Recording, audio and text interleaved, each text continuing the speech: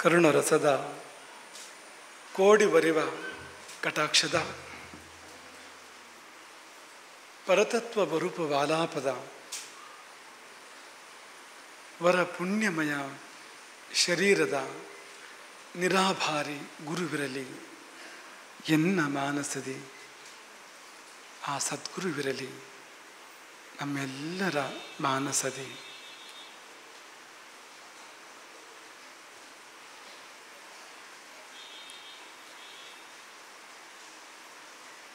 ಆಪದಾಮಪಹರ್ತಾರಂ ದಾತಾರಂ ಸರ್ವಸಂಪದಾಂ ಲೋಕಾಭಿರಾಮಂ ಶ್ರೀರಾಮಂ ಭೂಯೋ ಭೂಯೋ ನಮಾಮ್ಯಹಂ.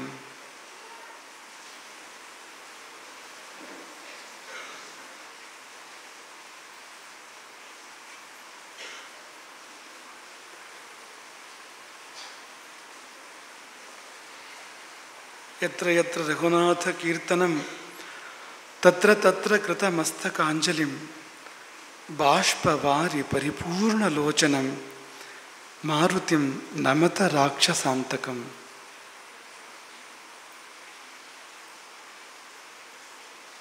ಜಗದ್ರಣಾಂಗಣೆ ಯಸ್ಯ ಸ್ಮರಣಂ ಜಯಕಾರಣಂ ಪಾರ್ಥಸಾರಥಯೇ ತಸ್ಮೈ ಶ್ರೀಕೃಷ್ಣ ಬ್ರಹ್ಮಣೇ ನಮಃ.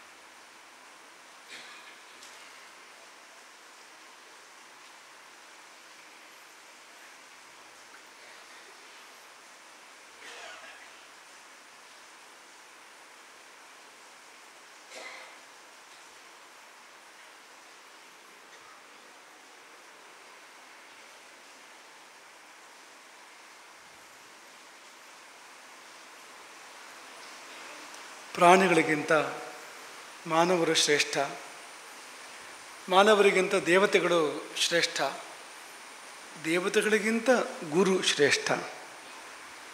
ಗುರುವಿನಲ್ಲಿ ಎಲ್ಲ ದೇವತೆಗಳ ಸಮಾವೇಶ ಇದೆ. ಸಮುದ್ರದಲ್ಲಿ ಎಲ್ಲ ನದಿಗಳು ಹೇಗೆ ಸಮಾವೇಶಗೊಂಡಿವೆಯೋ ಹಾಗೆ ಗುರುವಿನಲ್ಲಿ ಸಕಲ ದೇವತಾ ಸನ್ನಿಧಾನ ಇದೆ. ಆ ಗುರುವಿಗೆ ಕೈ ಮುಗಿದರೆ ಎಲ್ಲ ದೇವತೆಗಳಿಗೂ ಕೂಡ ಕೈ ಮುಗಿದಂತೆ ಆಯಿತು, ಎಲ್ಲ ದೇವರ ಆಶೀರ್ವಾದವೂ ಕೂಡ ಸಿಕ್ಕಿದಂತೆ ಆಯಿತು. ಅಂಥ ಗುರುತತ್ವವನ್ನು ಮೊದಲು ನಾವೆಲ್ಲ ಸೇರಿ ನೆನೆಯೋಣ. ಯಾಕೆಂದರೆ ಹೆಜ್ಜೆ ಮುಂದಿಡಬೇಕಾದ್ರೆ ಗುರು ಬೇಕು.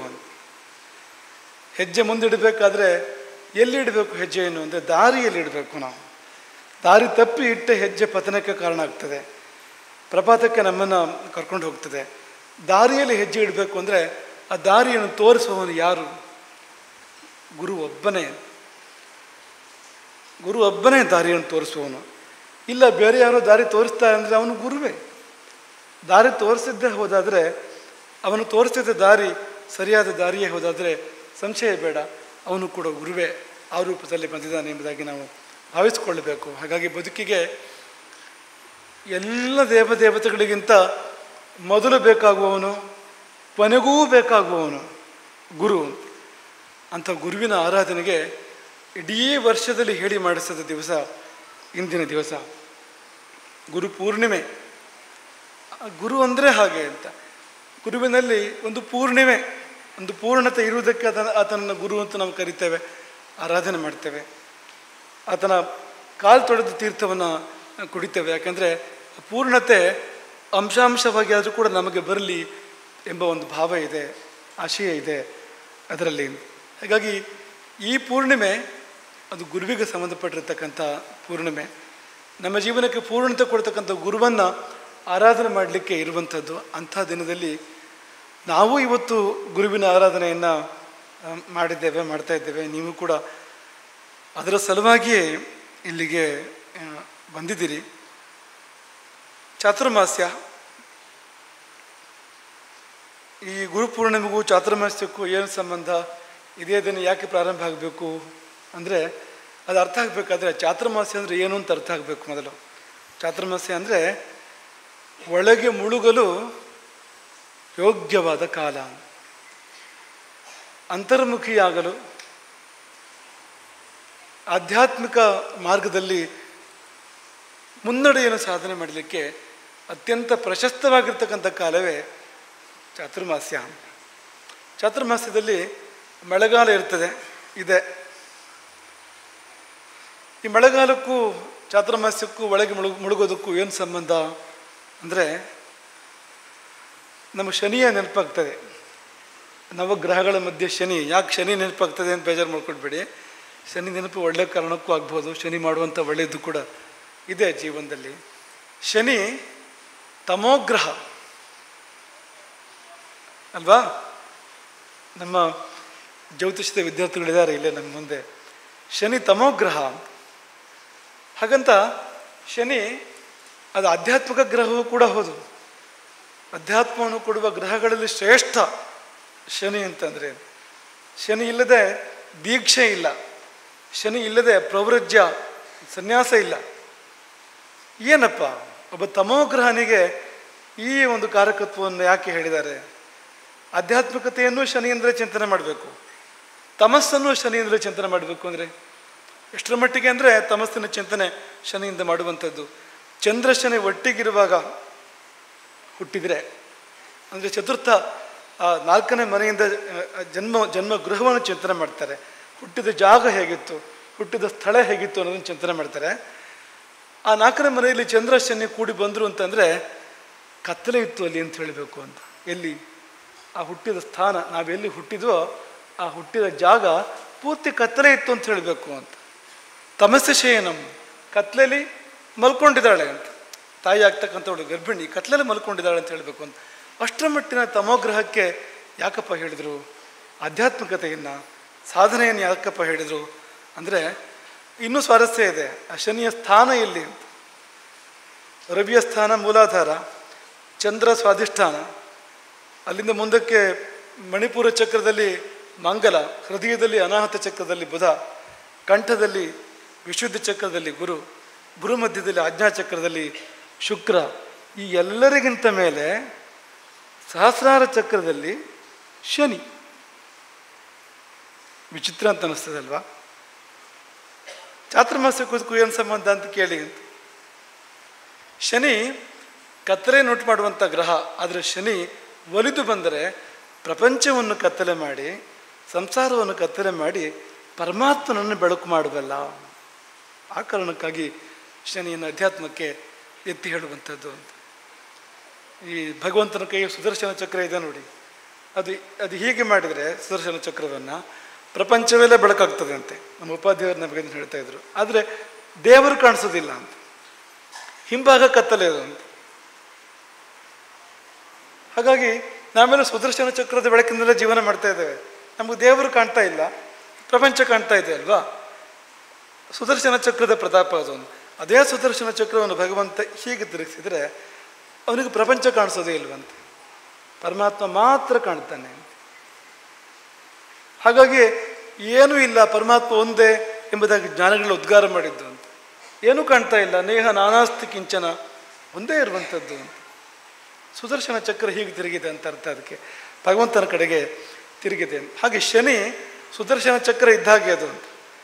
ಶನಿ ಪ್ರಪಂಚವನ್ನು ಬೆಳಕು ಮಾಡ್ತಾನೆ, ಆವಾಗ ಪರಮಾತ್ಮ ಕತ್ತಲಾಗ್ತಾನೆ. ಆಗ ನಮಗೆ ಅಧ್ಯಾತ್ಮ ಪ್ರಪಂಚ ಕತ್ತಲಾಗ್ತದೆ ಅಂತ. ಅದೇ ಶನಿ ಪ್ರಪಂಚವನ್ನು ಕತ್ತಲೆ ಮಾಡಿ ಅಧ್ಯಾತ್ಮವನ್ನು ಬೆಳಕು ಮಾಡೋದುಂಟು, ಅಂತರಂಗದ ಮಾರ್ಗವನ್ನು ಬೆಳಕು ಮಾಡೋದುಂಟು. ಯಾಕೆ ನೆನಪು ಮಾಡಿಕೊಂಡು ಅಂದರೆ, ಈಗ ಸಂಧ್ಯಾಕಾಲ ಇದೆ, ಕತ್ತಲೆ ಕಾಲ ಸಾಮಾನ್ಯವಾಗಿ, ಆಗ ಧ್ಯಾನ ಮಾಡು ಅಂತ ಹೇಳ್ತಾರೆ. ಬ್ರಹ್ಮ ಮುಹೂರ್ತ ಇದೆ, ಕತ್ತಲೆ ಇರುವಂಥ ಕಾಲ, ಆಗ ಧ್ಯಾನ ಮಾಡು ಅಂತ ಹೇಳ್ತಾರೆ. ಯಾಕೆಂದರೆ ಹೊರಗೆಲ್ಲ ಕತ್ತಲೆ, ಇನ್ನೇನೂ ಕಾಣಿಸೋದಿಲ್ಲ. ಒಳಗೆ ಬೆಳಕಾಗಬೇಕು, ಆ ಸಮಯದಲ್ಲಿ ಅಂತರಂಗದ ಬೆಳಕನ್ನು ಕಾಣಬೇಕು ಅಂತ. ಹಾಗೆ ಚಾತುರ್ಮಾಸ್ಯವು ಕೂಡ ಮಳೆಗಾಲ ಅಂದರೆ ಹೊರಗೆಲ್ಲ ಕತ್ತಲು, ಮೋಡ ಕವಿದು ಮಳೆ ಸುರಿದು ಏನೂ ಕಾಣಿಸೋದಿಲ್ಲ. ಕಂಡರೂ ಕೂಡ ಎಲ್ಲೂ ಸಂಚಾರ ಮಾಡಲಿಕ್ಕಾಗೋದಿಲ್ಲ, ಹೋಗಿ ಬಂದು ಏನೂ ಮಾಡಲಿಕ್ಕಾಗೋದಿಲ್ಲ. ಈಗ ಏನೇನೋ ವ್ಯವಸ್ಥೆಗಳು ನಾವು ಕೃತ್ರಿಮವಾಗಿ ಕಲ್ಪನೆ ಮಾಡ್ಕೊಂಡಿದ್ದೇವೆ. ನಿಸರ್ಗ ಹೇಗೆ ಅಂದರೆ ಈ ಸಮಯದಲ್ಲಿ ಏನೂ ಕೆಲಸ ಮಾಡುವಂಥದ್ದಲ್ಲ ಅಂತ, ಮಳೆಗಾಲ ಬಂದರೆ ಏನೂ ಕೆಲಸ ಮಾಡುವಂಥದ್ದಲ್ಲ ಅಂತ. ವಾಲಿವಧೆ ಮಾಡಿದ ರಾಮ ಸುಗ್ರೀವನಿಗೆ ಹೇಳಿದ್ದೇನೆಂದರೆ 4 ತಿಂಗಳ ಕಾಲಾವಕಾಶ ಅಂತ, ಮಳೆಗಾಲದ ಬಳಿಕ ಉದ್ಯೋಗಕ್ಕೆ ಹೊರಡು ಅಂತ. ಯಾಕೆ ಅಷ್ಟು ಸಮಯ ಇದೆಯಾ ರಾಮನಿಗೆ ಸೀತೆಯನ್ನು ಹುಡುಕ್ಬೇಕಲ್ಲ ಅಂದರೆ, ನಾಯಂ ಉದ್ಯೋಗ ಸಮಯ. ಮಳೆಗಾಲದ ಬಗ್ಗೆ ರಾಮ ಹೇಳಿದ ಮಾತು, ನ ಅಯಂ ಉದ್ಯೋಗ ಸಮಯ.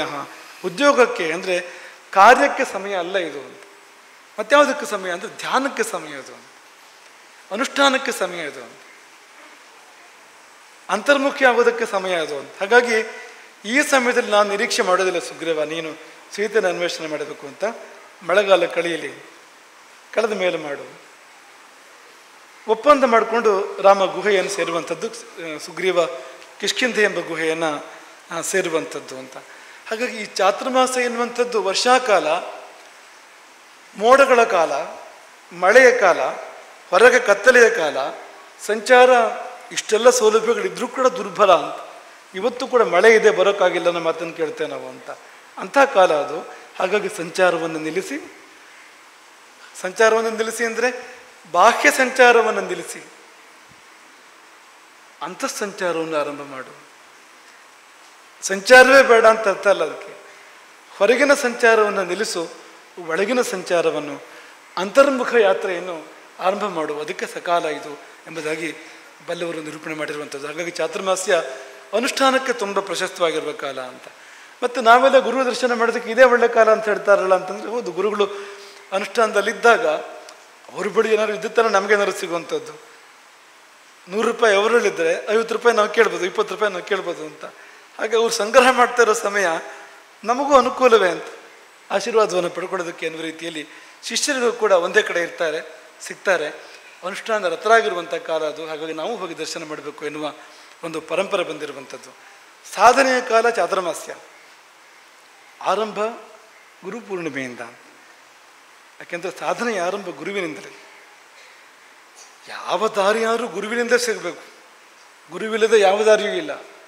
ಇನ್ನು ಅಧ್ಯಾತ್ಮದ ದಾರಿ ಅಂದರೆ ಗುರುವಿಲ್ಲದೆ ಅಲ್ಲಿ ಒಂದು ಶಬ್ದ ಅಕ್ಷರ ಏನೇನೂ ಇಲ್ಲ ಅಂತ. ಮಿಸುಕಾಡಬೇಕಾದ್ರೆ ಆ ದಾರಿಯಲ್ಲಿ ಗುರು ಬೇಕು, ಗುರು ಇಲ್ಲದೇ ಇಲ್ಲ ಅಂತ. ಮೊಟ್ಟ ಮೊದಲು ಗುರು ಪೂಜೆ, ಮೊಟ್ಟ ಮೊದಲು ಗುರು ಸೇವೆ, ಮೊಟ್ಟ ಮೊದಲು ಗುರು ದರ್ಶನ, ಆಮೇಲೆ ಅನುಷ್ಠಾನವನ್ನು ಅಥವಾ ಅದಕ್ಕಿರುವ ಸಾಧನೆಯನ್ನು ಆರಂಭ ಮಾಡ್ತಕ್ಕಂಥದ್ದು. ಹಾಗೆ ಮೊಟ್ಟ ಮೊದಲು ಗುರುಪೂರ್ಣಿಮೆ ವ್ಯಾಸಪೂಜೆಯಿಂದ ಇದು ಆರಂಭ ಆಗ್ತಾಯಿದೆ ಇದು ಅಂತ. ಹಾಗೆ ಇಂದು ಅನೇಕ ಗುರುಗಳ ಪೂಜೆಯನ್ನು ನೆರವೇರಿಸಲಾಗಿದೆ. ಇಲ್ಲಿ ಮುಖ್ಯವಾಗಿ ಕೃಷ್ಣ, ಅಲ್ಲಿ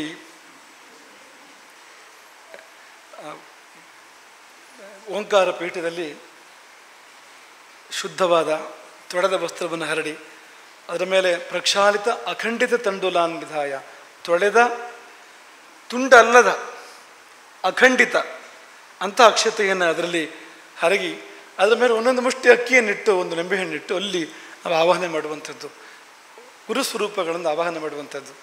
ಅದರಲ್ಲಿ ಮುಖ್ಯವಾಗಿ ಕೃಷ್ಣ ಮಧ್ಯೆ ಇರ್ತಕ್ಕಂಥದ್ದು ಕೃಷ್ಣ. ಯಾಕೆಂದರೆ ಕೃಷ್ಣನ ಒಂದೇ ಜಗದ್ಗುರು ಅಂತ ಗೀತೆಯನ್ನು ಪ್ರಪಂಚಕ್ಕೆ ಕೊಟ್ಟವನು.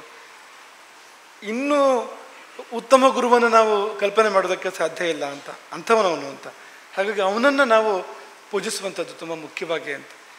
ಇಲ್ಲಿದ್ದರೆ ಯುದ್ಧ ಮಧ್ಯದಲ್ಲಿ ಪ್ರವೃತ್ತೆ ಶಸ್ತ್ರ ಸಂಪಾತೆ ಅಂಥ ಹೊತ್ತಿನಲ್ಲಿ ಅಂತ, ಅಂದರೆ ಆಯುಧಗಳ ಪ್ರಹಾರ ಪ್ರಾರಂಭ ಆಗ್ತಾ ಇದೆ ಅಂತ. ಆ ಹೊತ್ತಿನಲ್ಲಿ ಉಭಯೋರ್ ಮಧ್ಯೆ, ಎರಡೂ ಸೇನೆಗಳ ಮಧ್ಯದಲ್ಲಿ ತತ್ವೋಪದೇಶ ಮಾಡಿದ ಗುರು ಯಾರಾದರೂ ಪ್ರಪಂಚದಲ್ಲಿದ್ದರೆ ಅದು ಕೃಷ್ಣ ಒಬ್ಬ ಅಂತ, ಮತ್ತಾರೂ ಇಲ್ಲ. ಅಂಥ ಸಮಾಧಾನ ಆ ಸಮಯದಲ್ಲಿ ಯಾರಿಗಿರ್ಲಿಕ್ಕೆ ಸಾಧ್ಯಪ್ಪ? ಅರ್ಜುನನು ಅಂಥವನೇ. ಆ ಸಮಯದಲ್ಲೂ ಕೃಷ್ಣ ಕೊಟ್ಟ ಉಪದೇಶವನ್ನು ಸ್ವೀಕಾರ ಮಾಡ್ತಕ್ಕಂಥ ಮೇಧಾವಿ ಶಿಷ್ಯ ಅವನು ಕೂಡ. 700 ಶ್ಲೋಕಗಳನ್ನು ಆವಾಗ ಅಷ್ಟು ಸಮಯ ಇತ್ತ, 700 ಶ್ಲೋಕ ಹೇಳುವಷ್ಟು 18 ಅಧ್ಯಾಯದಷ್ಟು ಅಂತಂದರೆ ಕೃಷ್ಣನಿಗೆ ಎಷ್ಟು ಬೇಕು, ಅರ್ಜುನನಿಗೆ ಎಷ್ಟು ಬೇಕು ಸಮಯ ಆ ವಿಷಯ ಅಲ್ಲಿಂದ ಅಲ್ಲಿಗೆ ಹೋಗಲಿಕ್ಕೆ. ಅವರಿಬ್ಬರು ಅಂಥವರೇ ಅಂತ. ಆದರೆ ನಮಗದನ್ನು ಹೇಳೋದಾದರೆ, ಅವರ ಇಷ್ಟು ಸಂಭಾಷಣೆ ನಮಗೆ ಹೇಳೋದಾದ್ರೆ ಅದು ಇಷ್ಟ ಆಗಿಬಿಡ್ತದೆ ಅಷ್ಟೊತ್ತಿಗೋದು ಅಂತ. ಹಾಗಾಗಿ ಅಷ್ಟು ದೊಡ್ಡದಾಗ್ತದೆ ಅದು ಅಂತ. ಆದರೆ ಆ ಏಕಾಗ್ರತೆ, ಆ ಸಮಾಧಾನ, ಆ ಚಿತ್ತಶಾಂತಿ, ಆ ಸ್ಥಿರತೆ ಆ ಸಮಯದಲ್ಲಿ ಇರಬೇಕಾದ್ರೆ ಅವನು ಎಂಥ ಗುರುವಾಗಿರಬೇಕು ಅಂತ. ಅದ್ಭುತ ಗುರು ಕೃಷ್ಣ ಅಂದರೆ. ನಿತ್ಯ ಬ್ರಹ್ಮಚಾರಿ ಅಂತ ಕೃಷ್ಣ, ನೀವೆಲ್ಲ ಕೇಳಿದಿರಲ್ವಾ? ದೂರ್ವಾಸರು ನಿತ್ಯೋಪವಾಸಿ, ಕೃಷ್ಣ ನಿತ್ಯ ಬ್ರಹ್ಮಚಾರಿ ಅಂತ. ಹಾಗೊಂದು ಕಥೆಯನ್ನು ಹೇಳೋದುಂಟು. ಗೋಪಿಯರಿಗೆ ಕೃಷ್ಣ ಹೇಳಿ ಕಳಿಸಿದ ಅಂತ. ಆ ನಿತ್ಯ ಬ್ರಹ್ಮಚಾರಿ ಅಂತ ಹೇಳಿ ಯಮನೆಯಲ್ಲಿ ದಾರಿ ಬಿಡ್ತಾರೆ ನೋಡು ಅಂತ. ದೂರ್ವಾಸರಿಗೆ ಅವರಿಗೆ ಉಪವಾಸ ಪಾಲನೆ ಆಗಬೇಕು, ಅವರಿದ್ದು ಭಕ್ಷ್ಯ ಭೋಜ್ಯಗಳನ್ನು ತೊಗೊಂಡು ಹೊರಟಿದ್ದಾರೆ ನಾನಾ ಬಗೆಯಲ್ಲಿ. ಯಮನೆ ದಾರಿ ಬಿಡ್ತಾ ಇಲ್ಲ, ಉಕ್ಕಿ ಹರಿತಾ ಇದ್ದಾಳೆ. ಹೇಗಪ್ಪ ಹೋಗೋದು ಅಂದರೆ, ಕೃಷ್ಣ ನಿತ್ಯ ಬ್ರಹ್ಮಚಾರಿ ಅಂತ ಹೇಳಿ ದಾರಿ ಬಿಡ್ತಾಳೆ ಯಮನೆ ಅಂದರೆ, ಗೋಪಿಯರು ಸೆರಗನ ಮುಖಕ್ಕೆ ಹಿಡ್ಕೊಂಡು ಮುಸಿ ಮುಸಿ ನಕ್ರಂತೆ. ದಿನ ಬೆಳಗ ನಮ್ಮ ಹಿಂದೆ ಮುಂದೆ ಸುತ್ತವನಿಗನು ನಿತ್ಯ ಬ್ರಹ್ಮಚಾರಿ ಏನಪ್ಪ ಅಂತ ಅವ್ರ ಮನಸ್ಸಲ್ಲಿ ಅಂತ ಹೇಳಿ ಹೋಗಿ ಅಂತ ಕೃಷ್ಣ ಹೇಳಿದಂತೆ. ಹೋಗಿ ನದಿಯ ಬಳಿಯಲ್ಲಿ ಕೃಷ್ಣ ನಿತ್ಯ ಬ್ರಹ್ಮಚಾರಿಯರ ದಾರಿ ಬಿಡು ಅಂದರೆ ನದಿ ದಾರಿ ಬಿಡ್ತು. ಅಂದರೆ ಅವರು ನೋಡಿದ ರೂಪವೇ ಬೇರೆ, ಅದ್ರ ಒಳಗಿನ ಅಂತರ್ವೈಭವವೇ ಬೇರೆ ಅದು ಅಂತ. ಆಳ ದೊಡ್ಡದು ಬೇಡ ಅಂತ ಕೃಷ್ಣನದು ಅಂತ. ಮೇಲ್ನೋಟಕ್ಕೆ ಗೋಪಿ ಲೋಲ ಅಂತ ಕಂಡ್ರೂ ಕೂಡ ಅವನು ಅಧ್ಯಾತ್ಮದ ಆಳದಲ್ಲಿ ಇರ್ತಕ್ಕಂಥವನು, ಲೋಕಗುರು ಅವನು. ದೂರ್ವಾಸರು ಕೊಟ್ಟಷ್ಟನ್ನು ತಗೊಂಡಿದ್ದಾರೆ. ಇಷ್ಟು ಗೋಪಿಯರು ಸೇರಿ ಏನೇನು ಭಕ್ಷ್ಯ ಭೋಜ್ಯ ಮಾಡ್ಕೊಂಡು ಹೋಗಿದ್ವಿ ಎಲ್ಲ ತಗೊಂಡಿದ್ದಾರೆ. ಈಗ ವಾಪಸ್ ಬರಬೇಕಲ್ಲ ಗೋಪಿಯರಿಗೆ, ಯಮುನಾ ನದಿ ದಾರಿ ಬಿಡಬೇಕಲ್ಲ. ಅಂದರೆ ಆ ದೂರ್ವಾಸರು ಹೇಳಿದ್ರಂತೆ, ದೂರ್ವಾಸ ನಿತ್ಯೋಪವಾಸಿ ಆದರೆ ದಾರಿ ಬಿಡು ಅಂತ ಹೇಳಿ ಅಂತ. ಎಲ್ಲಿಗೆ? ಯಮುನಾ ನದಿಗೆ ಅಂತ. ಅಲ್ಲಿ ಮುಸಿ ನಗಲಿಲ್ಲ ಗೋಪಿಯರು, ಅಪಾಯ. ದೂರ್ವಾಸರು ಅದು ಹೇಳಿ ಕೇಳಿ, ಅದು ಮೊದಲು ಶಾಪ, ಆಮೇಲೆ ಮಾತುಕತೆ ಅವ್ರದ್ದು ಏನಿದ್ರು ಅಂತ. ಹಾಗಾಗಿ ಅಲ್ಲಿ ಮುಸಿ ನಗಲಿಲ್ಲ ಅಂತೆ. ಆದರೆ ಒಳಗೊಳಗೆ ನಕ್ಕಿರ್ಬೋದು ಅಂತ. ಆದರೆ ಹೇಳಿದರೆ ಆ ಮಾತನ್ನು, ದೂರ್ವಾಸ ನಿತ್ಯೋಪವಾಸಿ ಆದರೆ ದಾರಿ ಬಿಡು ಅಂತ ಹೇಳಿದರೆ, ನದಿ ದಾರಿ ಬಿಡಬೇಕಾದ್ರೆ ಅವ್ರು ಊಟ ಮಾಡಿದ್ದೇನು? ಹಾಗಾದರೆ ದೂರ್ವಾಸರು ಊಟ ಮಾಡಿದ್ದು ಎಲ್ಲಿಗೆ ಹೋಯ್ತದು? ಅದು ದೂರ್ವಾಸರಿಗೆ ಸಲ್ಲಲಿಲ್ಲ, ಅದು ಅಂತರ್ಯಾಮಿಗೆ ಸಂದಿದೆ ಅದು ಅಂತ. ಶಬರಿಗೆ ಕಚ್ಚಿದ್ದು ಎಂಜರಲ್ಲ, ಯಾಕೆಂದರೆ ರಾಮನಿಗೆ ಸಂದಿದೆ ಅದು. ಕಚ್ಚಿ ರುಚಿ ನೋಡುವಾಗ ರಾಮನಿಗೆ ಸಂದಿದೆ. ತನ್ನ ರುಚಿ ರಾಮ ರುಚಿ ಅಂತ, ಅವಳು ರುಚಿ ನೋಡಿದ್ದಲ್ಲ ಅದು ಅಂತ. ಹಾಗಾಗಿ ಎಂಜಲಲ್ಲ ಅದು, ಅದ್ವೈತ ಭಾವ ಇದೆ ಅಲ್ಲಿ ಶಬರಿಗೆ. ಇಂಥವನು ಕೃಷ್ಣ ಅಂತ. ಹಾಗಾಗಿ ಲೋಕಗುರು ಅವನು, ಅವನಿಗೆ ಪ್ರಧಾನ ಪೂಜೆ ಇಂದು ಸಲ್ಲುವಂಥದ್ದು. ಜೊತೆಯಲ್ಲಿ ವೇದವ್ಯಾಸರು, ಅವರ 4 ಶಿಷ್ಯರು, ಆಚಾರ್ಯ ಶಂಕರರು, ಅವರ 4 ಶಿಷ್ಯರು, ಸನಕ ಸನಂದನ ಸನಾತನ ಸನತ್ ಸುಜಾತ ಸನತ್ ಕುಮಾರರು, ಸನಕಾದಿ ಪಂಚಕ, ಅವರು ನಿತ್ಯ ಕುಮಾರರು. 5 ವರ್ಷವಂತ ಯಾವಾಗಲೂ ಅವರಿಗೆ. ಜ್ಞಾನ ಮಾತ್ರ ಅದು 100 ವರ್ಷ ಅಂತ ಹೇಳಬೇಕು, 1000 ವರ್ಷ ಅಂತ ಹೇಳಬೇಕು, 1,00,000 ವರ್ಷ ಅಂತ ಹೇಳಬೇಕು, ಅಂಥ ಜ್ಞಾನ. ಅದರ ಆಯುಸ್ಸು ಮಾತ್ರ 5 ವರ್ಷ. ಅಂಥ ಸನಕಾದಿ ಪಂಚಕ. ಹಾಗೆ ಗೌಡಪಾದರೆ ಮೊದಲಾದ 5 ಗುರುಗಳು, ಗುರು, ಪರಮಗುರು, ಪರಮೇಷ್ಠಿ ಗುರು, ಪರಾತ್ಪರ ಗುರು, ಬ್ರಹ್ಮವಿದ್ಯಾ ಸಂಪ್ರದಾಯದ ಕರ್ತೃಗಳು. ಅದೊಂದು ಶಬ್ದ, ದೊಡ್ಡ ಶಬ್ದ ಕೇಳ್ತದೆ ನಮಗೆ ವ್ಯಾಸಪೂಜೆ ಸಮಯದಲ್ಲಿ. ಹಾಗಂದ್ರೆ ಏನು ಅಂದರೆ, ಈ ಪರಮಾತ್ಮ ಸಾಕ್ಷಾತ್ಕಾರದ ಬಗೆಯನ್ನು ಸಂಪ್ರದಾಯವಾಗಿ ತಂದವರು ಅಂತ, ಪ್ರಪಂಚಕ್ಕೆ ಕೊಟ್ಟವರು ಅಂತ. ಬ್ರಹ್ಮವಿದ್ಯಾ ಸಂಪ್ರದಾಯ ಅಂದರೆ ಅದು ಅಂತ. ಆತ್ಮವಿದ್ಯೆ, ಪರಮಾತ್ಮ ವಿದ್ಯೆ, ಪರಮಾತ್ಮನನ್ನು ಕಾಣುವುದು ಹೇಗೆ, ತಲುಪೋದು ಹೇಗೆ, ಈ ವಿದ್ಯೆಯನ್ನು ಸಂಪ್ರದಾಯವಾಗಿ ಪರಂಪರ, ತಲೆಯಿಂದ ತಲೆಗೆ ಸಂಪ್ರದಾಯವಾಗಿ ತಂದುಕೊಟ್ಟವ್ರು ಯಾರಿದ್ದಾರೋ ಆ ಸಂಪ್ರದಾಯದ ಕರ್ತೃಗಳು ಅಂತ. ಮೊದಲು ತಂದವರು ಯಾರಿದ್ದಾರೋ ಅವರು ಅಂತ, ಅವರಿಗೆಲ್ಲ ಪೂಜೆ ಸಲ್ತದೆ ಅಂತ. ಹೀಗೆ ಇನ್ನು ಅನೇಕ ಗುರು ಸ್ವರೂಪಗಳಿಗೆ, ದೇವತಾ ಸ್ವರೂಪಗಳಿಗೆ ಇಂದು ಪೂಜೆ ಸಂದು ಈ ಚಾತುರ್ಮಾಸ ಆರಂಭ ಆಗುವಂಥದ್ದು. ಇಷ್ಟೆಲ್ಲ ಯಾಕೆ ಹೇಳೋದು ಅಂದರೆ, ಈ ಚಾತುರ್ಮಾಸದ ಸಮಯದಲ್ಲಿ ನಾವು ಅನುಷ್ಠಾನ ಮಾಡಬೇಕು, ನೀವು ಅನುಷ್ಠಾನ ಮಾಡಬೇಕು. ಅದಕ್ಕಾಗಿ ಇಷ್ಟೆಲ್ಲ ಹೇಳಿದ್ದು. ಚಾತುರ್ಮಾಸ ಅಂದರೆ ಗುರುಗಳು ಸರಿಯಾಗಿ ಅನುಷ್ಠಾನ ಮಾಡಲಿ, ನಾವಿದ್ದಾಗೆ ಇರ್ತೇವೆ ಅಲ್ಲ. ನೀವು ಮಾಡಬೇಕು ಅನುಷ್ಠಾನವನ್ನು, ನೀವು ಚಾತುರ್ಮಾಸ್ಯವನ್ನು ಮಾಡಬೇಕು. ಈಗ ಇಷ್ಟಲ್ಲದಿದ್ದರೂ ಎಷ್ಟಾದರಷ್ಟು ಅಷ್ಟೇ ಗೃಹಸ್ಥರ ಚಾತುರ್ಮಾಸ್ಯ ಇದೆ, ಅದನ್ನು ಮಾಡ್ಬೋದು. ಚಾತುರ್ಮಾಸ್ಯಕ್ಕೆ ಸಂಬಂಧಪಟ್ಟ ನಿಯಮಗಳಿದೆ, ಅದನ್ನು ನಾವು ಅನ್ವಯ ಮಾಡ್ಕೊಳ್ಬೋದು. ಕೆಲವನ್ನು ಬಿಡಬಹುದು ಆ ಸಮಯದಲ್ಲಿ. ಆದರೆ ಏನನ್ನು ಬಿಡದೇ ಇರಿ, ನಿತ್ಯ ಒಂದು ಸ್ವಲ್ಪ ಹೊತ್ತು ನಾವು ಧ್ಯಾನವನ್ನು, ಅನುಷ್ಠಾನವನ್ನು ಮಾಡ್ಬೋದು ಅಂತ, ಮಂತ್ರ ಜಪವನ್ನು ಮಾಡ್ಬೋದು ಅಂತ. ಹಾಗಾಗಿ ನೋಡಿ, ಸಂಧ್ಯಾ ವಂದನೆ ಬಿಟ್ಟು ಅದರೆಲ್ಲ ಪ್ರಾರಂಭ ಮಾಡೋದಕ್ಕೆ ಭಾರಿ ಒಳ್ಳೆ ಕಾಲ ಇದು. ಈ 2 ತಿಂಗಳು ಸಂಧ್ಯಾ ವಂದನೆ ಬಿಡಬೇಡಿ ಯಾವುದೇ ಕಾರಣಕ್ಕೂ. 2 ತಿಂಗಳು ಅಭ್ಯಾಸ ಆದರೆ ಆಮೇಲೆ ಅದೇ ನಮ್ಮನ್ನು ಬಿಡೋದಿಲ್ಲ. ಮುಂದಕ್ಕೆ ನಿಮಗೆ ಸಂಧ್ಯಾ ವಂದನೆ ಮಾಡದೇ ಇದ್ದರೆ ಏನೋ ಕಳ್ಕೊಂಡು ಹಾಗೆ ಆಗ್ತದೆ ಅಂತ. ಹಾಗಾಗಿ ಪ್ರಾರಂಭ ಮಾಡಿ ಅದನ್ನು. ಈ ಚಾತುರ್ಮಾಸದ ಸಮಯದಲ್ಲಿ ಪುರುಷರು, ಉಪನೀತರು ಸಂಧ್ಯೆಯನ್ನು ಪ್ರಾರಂಭ ಮಾಡ್ಬೋದು, ಮಹಿಳೆಯರು ಧ್ಯಾನವನ್ನು ಪ್ರಾರಂಭ ಮಾಡ್ಬೋದು. ಅಥವಾ ಉಪನಯನದ ಸಂಸ್ಕಾರ ಇಲ್ಲದೆ ಇರ್ತಕ್ಕಂಥವ್ರು, ಅವರಿಗೂ ಉಪನಯನ ಇಲ್ಲ ಅಂತ ಮಾತ್ರಕ್ಕೆ ಸಾಧನೆ ಇಲ್ಲ ಅಂತ ಅರ್ಥ ಅಲ್ಲ. ಅವರಿಗೆ ಆತ್ಮಮಾರ್ಗ ಇಲ್ಲ ಅಂತ ಅರ್ಥ ಅಲ್ಲ. ಅವರು ಕೂಡ ಧ್ಯಾನ ಮಾಡ್ಬೋದು, ಅವರು ಕೂಡ ಭಕ್ತಿ ಮಾಡ್ಬೋದು.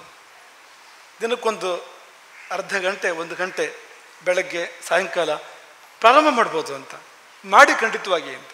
ಯಾಕೆಂದರೆ ಈ ಮನೆಯಿಂದ ಹೊರಗಡೆ ಹೋಗ್ತೀರಿ ಕಾರಣ ನಿಮಿತ್ತವಾಗಿ, ಸಂಜೆ ಮನೆಗೆ ಬರ್ತೀರೋ ಇಲ್ವೋ ಹಿಂದಿರುಗಿ, ಅಥವಾ 4 ದಿವಸ ಕಳೆದಾದರೂ ಮನೆಗೆ ಬರ್ತೀರೋ ಇಲ್ವೋ, ವಿದ್ಯಾಭ್ಯಾಸಕ್ಕೆ ಅಂತ 10 ವರ್ಷ ಹೊರಗಡೆ ಹೋಗಿರ್ತೀರಿ, ಆಮೇಲೆ ಮನೆಗೆ ಬರ್ತೀರೋ ಇಲ್ವೋ. ಆ ಹಿಂದಿರುಗಿ ಬರುವ ಕಲೆ ನಿವೃತ್ತಿ ಮಾರ್ಗ ಅಂತ ಹೆಸರು ಅದಕ್ಕೆ. ಹೋಗಿದ್ದು ಪ್ರವೃತ್ತಿ ಮಾರ್ಗ, ಹಿಂದಿರುಗಿ ಬಂದಿದ್ದಿದೆಯಲ್ಲ ಅದು ನಿವೃತ್ತಿ ಮಾರ್ಗ ಅಂತ. ಎರಡೂ ಬೇಕು ಒಟ್ಟಿಗೆ. ಎರಡೂ ಇಲ್ಲದೆ ಇದ್ದರೆ ಒಂದೇ ರೆಕ್ಕೆಯ ಪಕ್ಷಿ ಆಗ್ತೀರಿ ನೀವು ಅಂತ. 2 ರೆಕ್ಕೆ ಪಕ್ಷಿ ಆಗೋದಿಲ್ಲ ನೀವು, ಒಂದೇ ರೆಕ್ಕೆಯುಳ್ಳ ಪಕ್ಷಿ ಆಗ್ತೀರಿ ಅಂತ.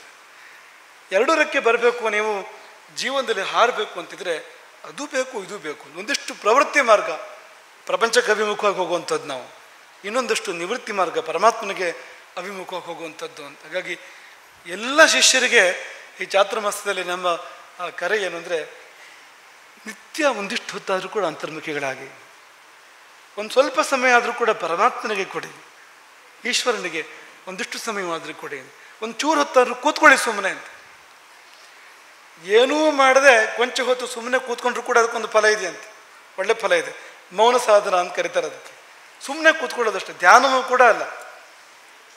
ಧ್ಯಾನ ಅಂದರೆ ಏನಾದರೂ ಮಾಡಬೇಕಲ್ಲ ಅಲ್ಲಿ, ಅದು ಕೂಡ ಇಲ್ಲ. ಸುಮ್ಮನೆ ಕೂತ್ಕೊಳ್ಳೋದು ಒಂದು 20 ನಿಮಿಷ, ಅದ್ರ ಫಲ ನೋಡಿ ಅಂತ. ನಿಮಗೆ ಬರೋ ಶಕ್ತಿ ಅಂಥದ್ದು, ನಿಮ್ಮಲ್ಲಾಗುವಂಥ ಪರಿವರ್ತನೆ ಅಂಥದ್ದು ಅಂತ.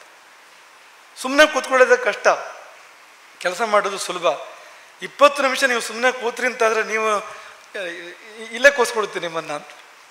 ಅಂದರೆ ಅಷ್ಟು ಯೋಗ್ಯತೆ ಬರ್ತದೆ ಅಂತ. 20 ನಿಮಿಷ ಸುಮ್ಮನೆ ಕೂರ್ಬೇಕಾದ್ರೆ ಏನೂ ಸ್ಪಂದ ಇಲ್ಲದೆ, ಚಲನ ಇಲ್ಲದೆ ಸುಮ್ಮನೆ ಕೂತ್ಕೊಳ್ಬೇಕಾದ್ರೆ, ಅಲುಗಾಡದೆ ನಿಶ್ಚಲವಾಗಿ ಕೂತ್ಕೋಬೇಕಾದ್ರೆ ಅವನು ದಾರಿ ಹಿಡಿದ ಅಂತಲೇ ಅರ್ಥ ಅದಕ್ಕೆ ಅಂತ. ಅವನಿಗೆ ಧ್ಯಾನ ಫಲಿಸ್ತಾ ಇದೆ ಅಂತಲೇ ಅರ್ಥ ಅದಕ್ಕೆ ಅಂತ. ಹಾಗಾಗಿ ಇದನ್ನು ಪ್ರಾರಂಭ ಮಾಡಿ ಅನ್ನೋ ಕರೆಯನ್ನು ಈ ದಿನದಂದು, ಮೊದಲ ದಿನದಂದು ನಾವು ಕೊಡಲಿಕ್ಕೆ ಬಯಸುವಂಥದ್ದು. ಹಾಗಾಗಿ ಚಾತುರ್ಮಾಸ್ಯ ಅದು ಅಂತರ್ಮುಖತೆಗಿರುವ ಕಾಲ. ಚಾತುರ್ಮಾಸ್ಯ ಮಠಕ್ಕೆ ಬಂದು ವ್ಯವಹಾರಗಳನ್ನು ಕುದುರಿಸ್ಕೊಳ್ಳಿಕ್ಕಿರುವಂಥ ಕಾಲ ಅಲ್ಲ. ನಿಮ್ಗೆ ಇನ್ನೊಂದು ಸರ್ತಿ ನೆನಪು ಮಾಡುವಂಥದ್ದು, ಇಲ್ಲಿ ಒಂದೇ ಕಡೆ ಸಿಗ್ತಾರೆ ಗುರುಗಳು ಚಾತುರ್ಮಾಸ್ಯದಲ್ಲಿ, ಇದಿಷ್ಟು ಈಗ ಬಗೆಹರಿಸ್ಬಿಡುವ ಅನ್ನೋದಕ್ಕೆ ಚಾತುರ್ಮಾಸ್ಯ ಕಾಲ ಅಲ್ಲ. ನೀವು ಇಲ್ಲಿ ಬಂದು ಅನುಷ್ಠಾನ ಮಾಡಿ, ಮಠಕ್ಕೆ ಬಂದು ನೀವು ಕೂಡ ಅನುಷ್ಠಾನ ಮಾಡಿ, ಸಾಧ್ಯವೋ ನೋಡಿ. ಅದು ತುಂಬ ಸಂತೋಷ ಸಮಾಧಾನ ಆಗ್ಬೋದು, ನಿಮ್ಮ ಸಮಸ್ಯೆ ತಾನೇ ಪರಿಹಾರ ಆಗ್ಬೋದು, ಏನು ಮಾಡ್ದೇ ಪರಿಹಾರ ಆಗ್ಬೋದು. ಹಾಗಾಗಿ ಅದನ್ನು ಪ್ರಾರಂಭ ಮಾಡಿ ಅನ್ನುವ ಕರೆಯೇ ತುಂಬ ಮುಖ್ಯವಾಗಿರ್ತಕ್ಕಂಥದ್ದು ಈ ಸಮಯದಲ್ಲಿ. ಇನ್ನು ಈ ಬಾರಿ ಚಾತುರ್ಮಾಸ್ಯ ಸ್ವಭಾಷಾ ಚಾತುರ್ಮಾಸ್ಯ ಅಲ್ವಾ. ಎಷ್ಟೋ ಮುಖಗಳಲ್ಲಿ ನಗು ಅರಳ್ತಾ ಇದೆ, ನಾವು ಅದನ್ನು ಹೇಳ್ತಿರೋ ಹಾಗೇನೆ. ಇನ್ನೆಷ್ಟೋ ಹುಬ್ಬುಗಳಲ್ಲಿ ಪ್ರಶ್ನಾರ್ಥಕ ಚಿಹ್ನೆ ಮಾಡ್ತಾ ಇದೆ ಅಂತ, ಹೇಗಪ್ಪ ಅಂತ. ನಮ್ಮಲ್ಲಿ ಕೆಲವರು ಹೇಳಿದವರಿದ್ದಾರೆ, 2 ತಿಂಗಳು ಇದರು ಏಕಾಂತ ಸೇರಿಬಿಡ್ತೇನೆ ಅಂತ ಹೇಳಿದವರಿದ್ದಾರೆ. ಮೌನ ಮಾಡ್ತಾನೆ 2 ತಿಂಗಳು ಅಂತ ಹೇಳಿದವರಿದ್ದಾರೆ.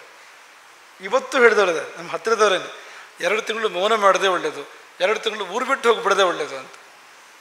ಯಾಕೆ ಅಂದ್ರೆ ಸ್ವಭಾಷಾ ಚಾತುರ್ಮಾಸ್ಯ. ನೀವು ಸ್ವಭಾಷೆಯಲ್ಲಿ ಮಾತಾಡಬೇಕು ಅನ್ನೋದು ಎಂತಹ ಕಷ್ಟ ಕೊಡ್ತಾ ಇದೆ ಅಂದರೆ ನೋಡಿ, ನಾವು ಎಲ್ಲಿಗೆ ಬಂದು ನಿಂತಿದ್ದೇವೆ ಅಂತ ಇದ್ರೆ ಅರ್ಥ ಆಗಬೇಕು ನಮಗೆ ಅಂತ. ಈಗ ನೀರಿಗೆ ನೀನು ಇದು ಮೀನಿಗೆ ನೀನು ನೀರಿನಲ್ಲಿ ಈಜು ಅಂತಂದರೆ ಕಷ್ಟ ಆಗಬೇಕಾ? ಆದರೆ ನಮಗೆ ಯಾಕೆ ನಮ್ಮ ಮಾತೃಭಾಷೆಯಲ್ಲಿ ಮಾತಾಡೋದ್ರಲ್ಲಿ ಕಷ್ಟ ಆಗೋದು? ನಾವು ಏನಾಗಿದ್ದೀವಿ ಹಾಗಾದರೆ? ನಾವು ನಾವಾಗಿ ಉಳಿದಿಲ್ವಾಗಾದರೆ?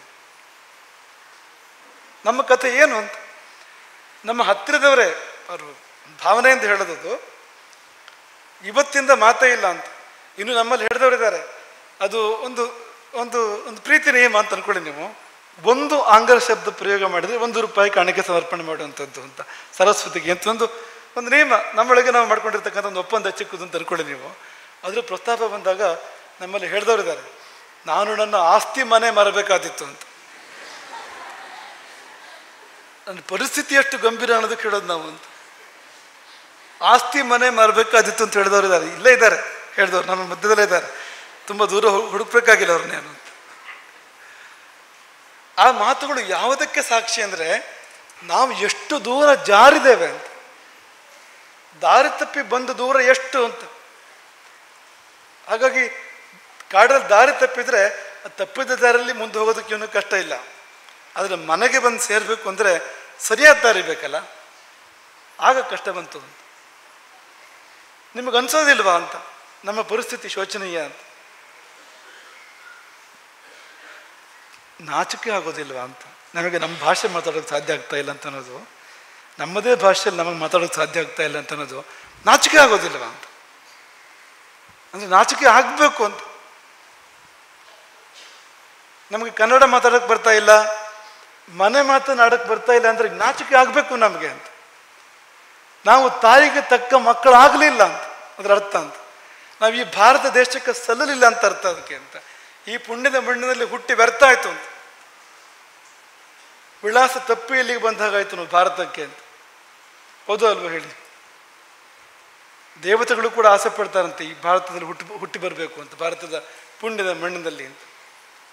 ನಮಗಿಂತ ಅವಕಾಶ ಸಿಕ್ಕಿದೆ, ಆದರೆ ನಾವು ಆ ಭಾರತೀಯತೆಯನ್ನೇ ಕಳ್ಕೊಂಡು ಭಾರತತ್ವವನ್ನೇ ತ್ಯಾಗ ಮಾಡಿ ಏನು ಸಾಧನೆ ಮಾಡ್ತೇವೆ ಜೀವನದಲ್ಲಿ? ಏನು ಸಾಧನೆ ಮಾಡ್ತೇವೆ? ನಮ್ಮ ದೇಶ ಹೊರಟಿರುವ ದಾರಿ ಕೂಡ ಯೋಚನೆ ಮಾಡುವಂಥದ್ದು. ವಿಕಾಸವಾದ ಅಂತ ಆಗ್ತಾ ಎಲ್ಲವೂ ಪೇಟೆ, ನಗರೀಕರಣ ಅಂತ, ಹಳ್ಳಿಗಳು ಪೇಟೆ ಆಗುವಂಥದ್ದು, ಜೊತೆಗೆ ಹಳ್ಳಿಗಳ ಸಂಸ್ಕೃತಿ ಸರ್ವನಾಶ ಆಗುವಂಥದ್ದು. ಪೇಟೆ ಅಂದ್ರೇನು?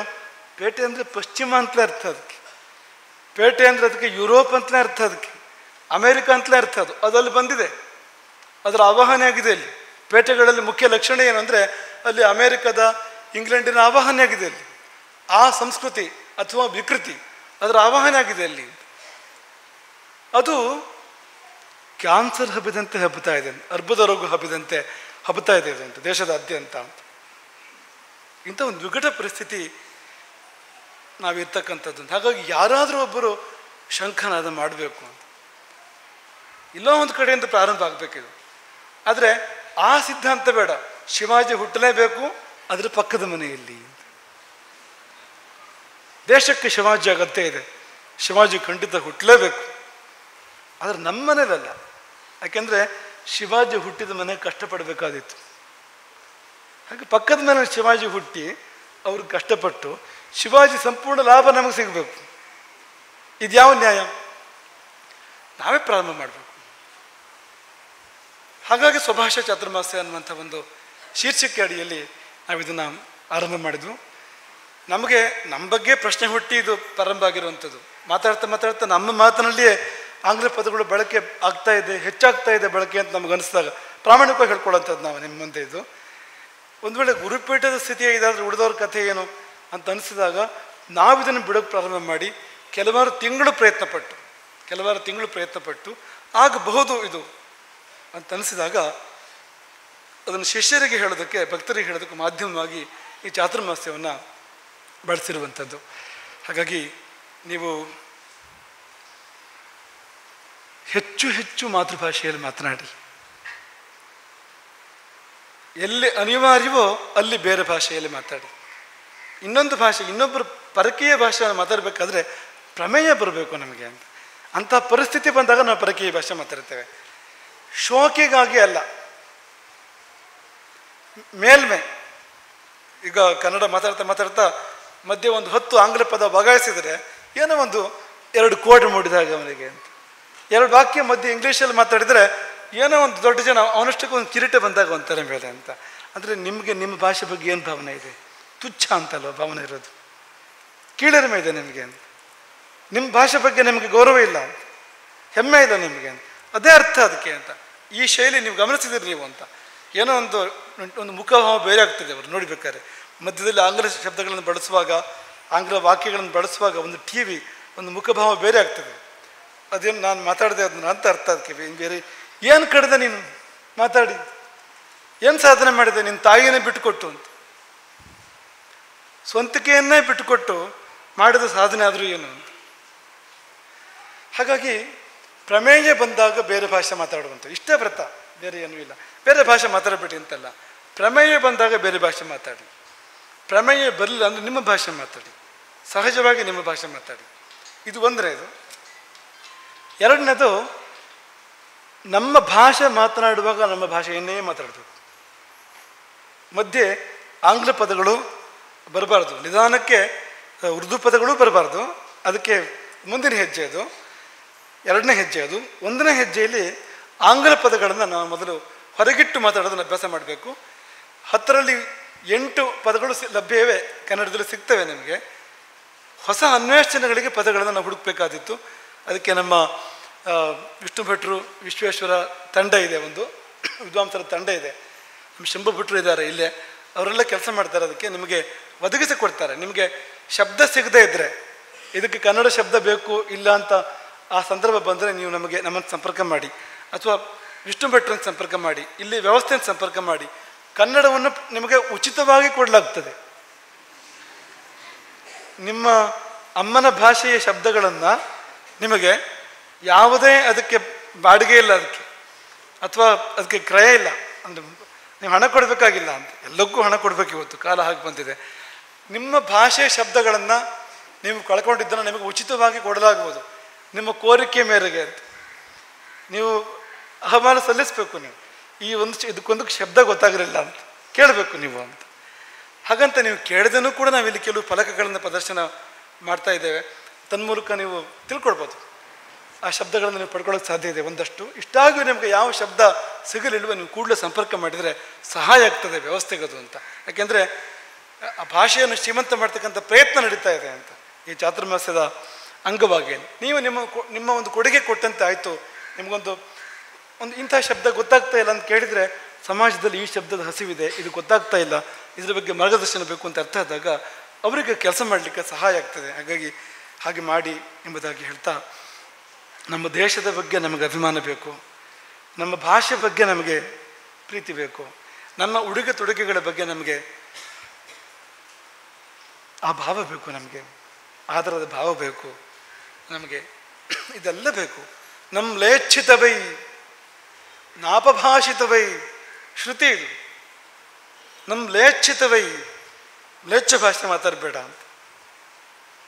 ನಾಪಭಾಷಿತವೈ, ನಿನ್ನದೇ ಭಾಷೆಯಾದರೂ ಅಪಶಬ್ದಗಳನ್ನು ಮಾತಾಡಬೇಡ, ಅಪಭ್ರಂಶಗಳನ್ನು ಮಾತಾಡಬೇಡ ಎಂಬುದಾಗಿ ನಮ್ಮ ಪರಂಪರೆ ನಮಗೆ ವಿಧಿಸಿದೆ. ಅದನ್ನು ಪಾಲನೆ ಮಾಡೋದಕ್ಕೆ ಈ ಸಮಯದಲ್ಲಿ ನಾವು ಪ್ರಯತ್ನ ಮಾಡಲಿಕ್ಕಿರುವಂಥದ್ದು. ಮಾಡೋಣ ಆ ಪ್ರಯತ್ನವನ್ನು ಎಂಬುದಾಗಿ ಹೇಳೋದು. ಈ ಆವರಣದ ಒಳಗಂತೂ ನೀವು ತೀವ್ರವಾಗಿ ಪ್ರಯತ್ನ ಮಾಡಬೇಕು. ಮೊನ್ನೆ ಇಲ್ಲಿ ಪರಂಪರಾ ವರ್ಧಂತಿ ಇತ್ತು, ಪರಂಪರಾ ಗುರುಕುಲದ ವರ್ಧಂತಿ ಉತ್ಸವ ಇತ್ತು. ನಾವು ಪ್ರವೇಶ ಮಾಡಿದಾಗ ಮಕ್ಕಳು ಅವ್ರಿಗೆ ಹೇಗೋ ಸುದ್ದಿ ಮುಟ್ಟಿದೆ ಅಂತ ಅರ್ಥ ಅದಕ್ಕೆ ಅಂತ. ಅದು ಒಂದು ಏನೊಂದು ತೋರ್ಸಿಗೆ ಕೊಡೋಕ್ಕೆ ಏನೋ ಇತ್ತು ನಮಗೆ. ಅದರಲ್ಲಿ ಒಂದು ಲಕೋಟೆ, ಆ ಲಕೋಟಿನ ಶಬ್ದವನ್ನು ಮಕ್ಕಳು ಉಚ್ಚಾರಣೆ ಮಾಡುವಾಗ ಗೊತ್ತಾಗ್ತಾ ಇತ್ತು ಅಂತ. ಅವರು ಬೇರೆ ಆಂಗ್ಲ ಪದವನ್ನು ಬಿಟ್ಟು ಲಕೋಟೆಯ ಶಬ್ದವನ್ನು ಹುಡುಕಿ ಹೆಕ್ಕಿ ತಂದು ಹೇಳ್ತಾ ಇದ್ದಾರೆ ಅಂತ ನಮ್ಮ ಮಕ್ಕಳಿಗೆ ಮುಟ್ಟಿದೆ ಅದು. ಆ ವಿಷಯ ಪ್ರವೇಶ ಮಾಡುವಾಗಲೇ ಅವರು ಕನ್ನಡ ಪ್ರಯೋಗದ ಪ್ರಯತ್ನದಲ್ಲಿ ಇದ್ದರು ಅಂತ, ಆಂಗ್ಲ ಪದ ತ್ಯಾಗದ ಪ್ರಯತ್ನದಲ್ಲಿ ಇದ್ದರು ಅಂತ. ಅದನ್ನು ಈ ಸಮಯದಲ್ಲಿ ನೆನಪು ಮಾಡಿಕೊಡ್ತೇವೆ. ಇಡೀ ನಮ್ಮ ಈ ಆವರಣದಲ್ಲಂತೂ ಪೂರ್ತಿ ಮಾತೃಭಾಷಾ ವಾತಾವರಣ, ದೇಶ ಭಾಷಾ ವಾತಾವರಣ, ಭಾರತದ ಭಾಷೆಗಳ ವಾತಾವರಣ ಇಲ್ಲಿ ಇರಬೇಕು. ನೀವು ತೀವ್ರವಾಗಿ ಪ್ರಯತ್ನ ಮಾಡಬೇಕು. ಅದಕ್ಕೆ ಪ್ರಮೇಯ ಬಂದಾಗ ಬೇರೆ ಭಾಷೆಗಳನ್ನು ಮಾತಾಡಬೇಕು, ಪ್ರಮೇಯ ಬಾರದಿದ್ದಾಗ ನಮ್ಮ ಭಾಷೆಯನ್ನು ಹೆಮ್ಮೆಯಿಂದ ಮಾತಾಡಬೇಕು, ಸಂತೋಷ ಮಾತಾಡಬೇಕು. ಹಳೆಯ ಶಬ್ದಗಳು, ಅಪ್ಪ ಅಮ್ಮಂದಿರ, ಅಜ್ಜ ಅಜ್ಜಿಯಂದಿರ ಶಬ್ದಗಳನ್ನು ಹುಡುಕಿ ತೆಗಿಬೇಕು. ಅಟ್ಟದ ಮೇಲಿದೆ ಅದು, ಅಲ್ಲಿಂದ ತರಬೇಕು ಆ ಶಬ್ದಗಳನ್ನು ಅಂತ. ಆ ಶಬ್ದ ಪ್ರಯೋಗ ಮಾಡಬೇಕು ಭಾರಿ ಖುಷಿಯಿಂದ ಅಂತ.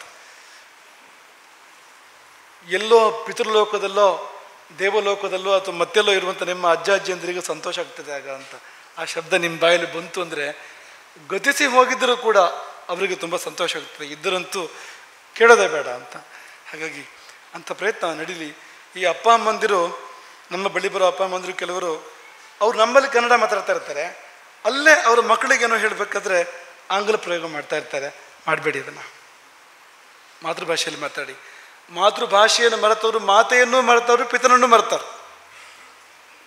ಮುಂದಿನ ಹೆಜ್ಜೆ ನೀವೇ.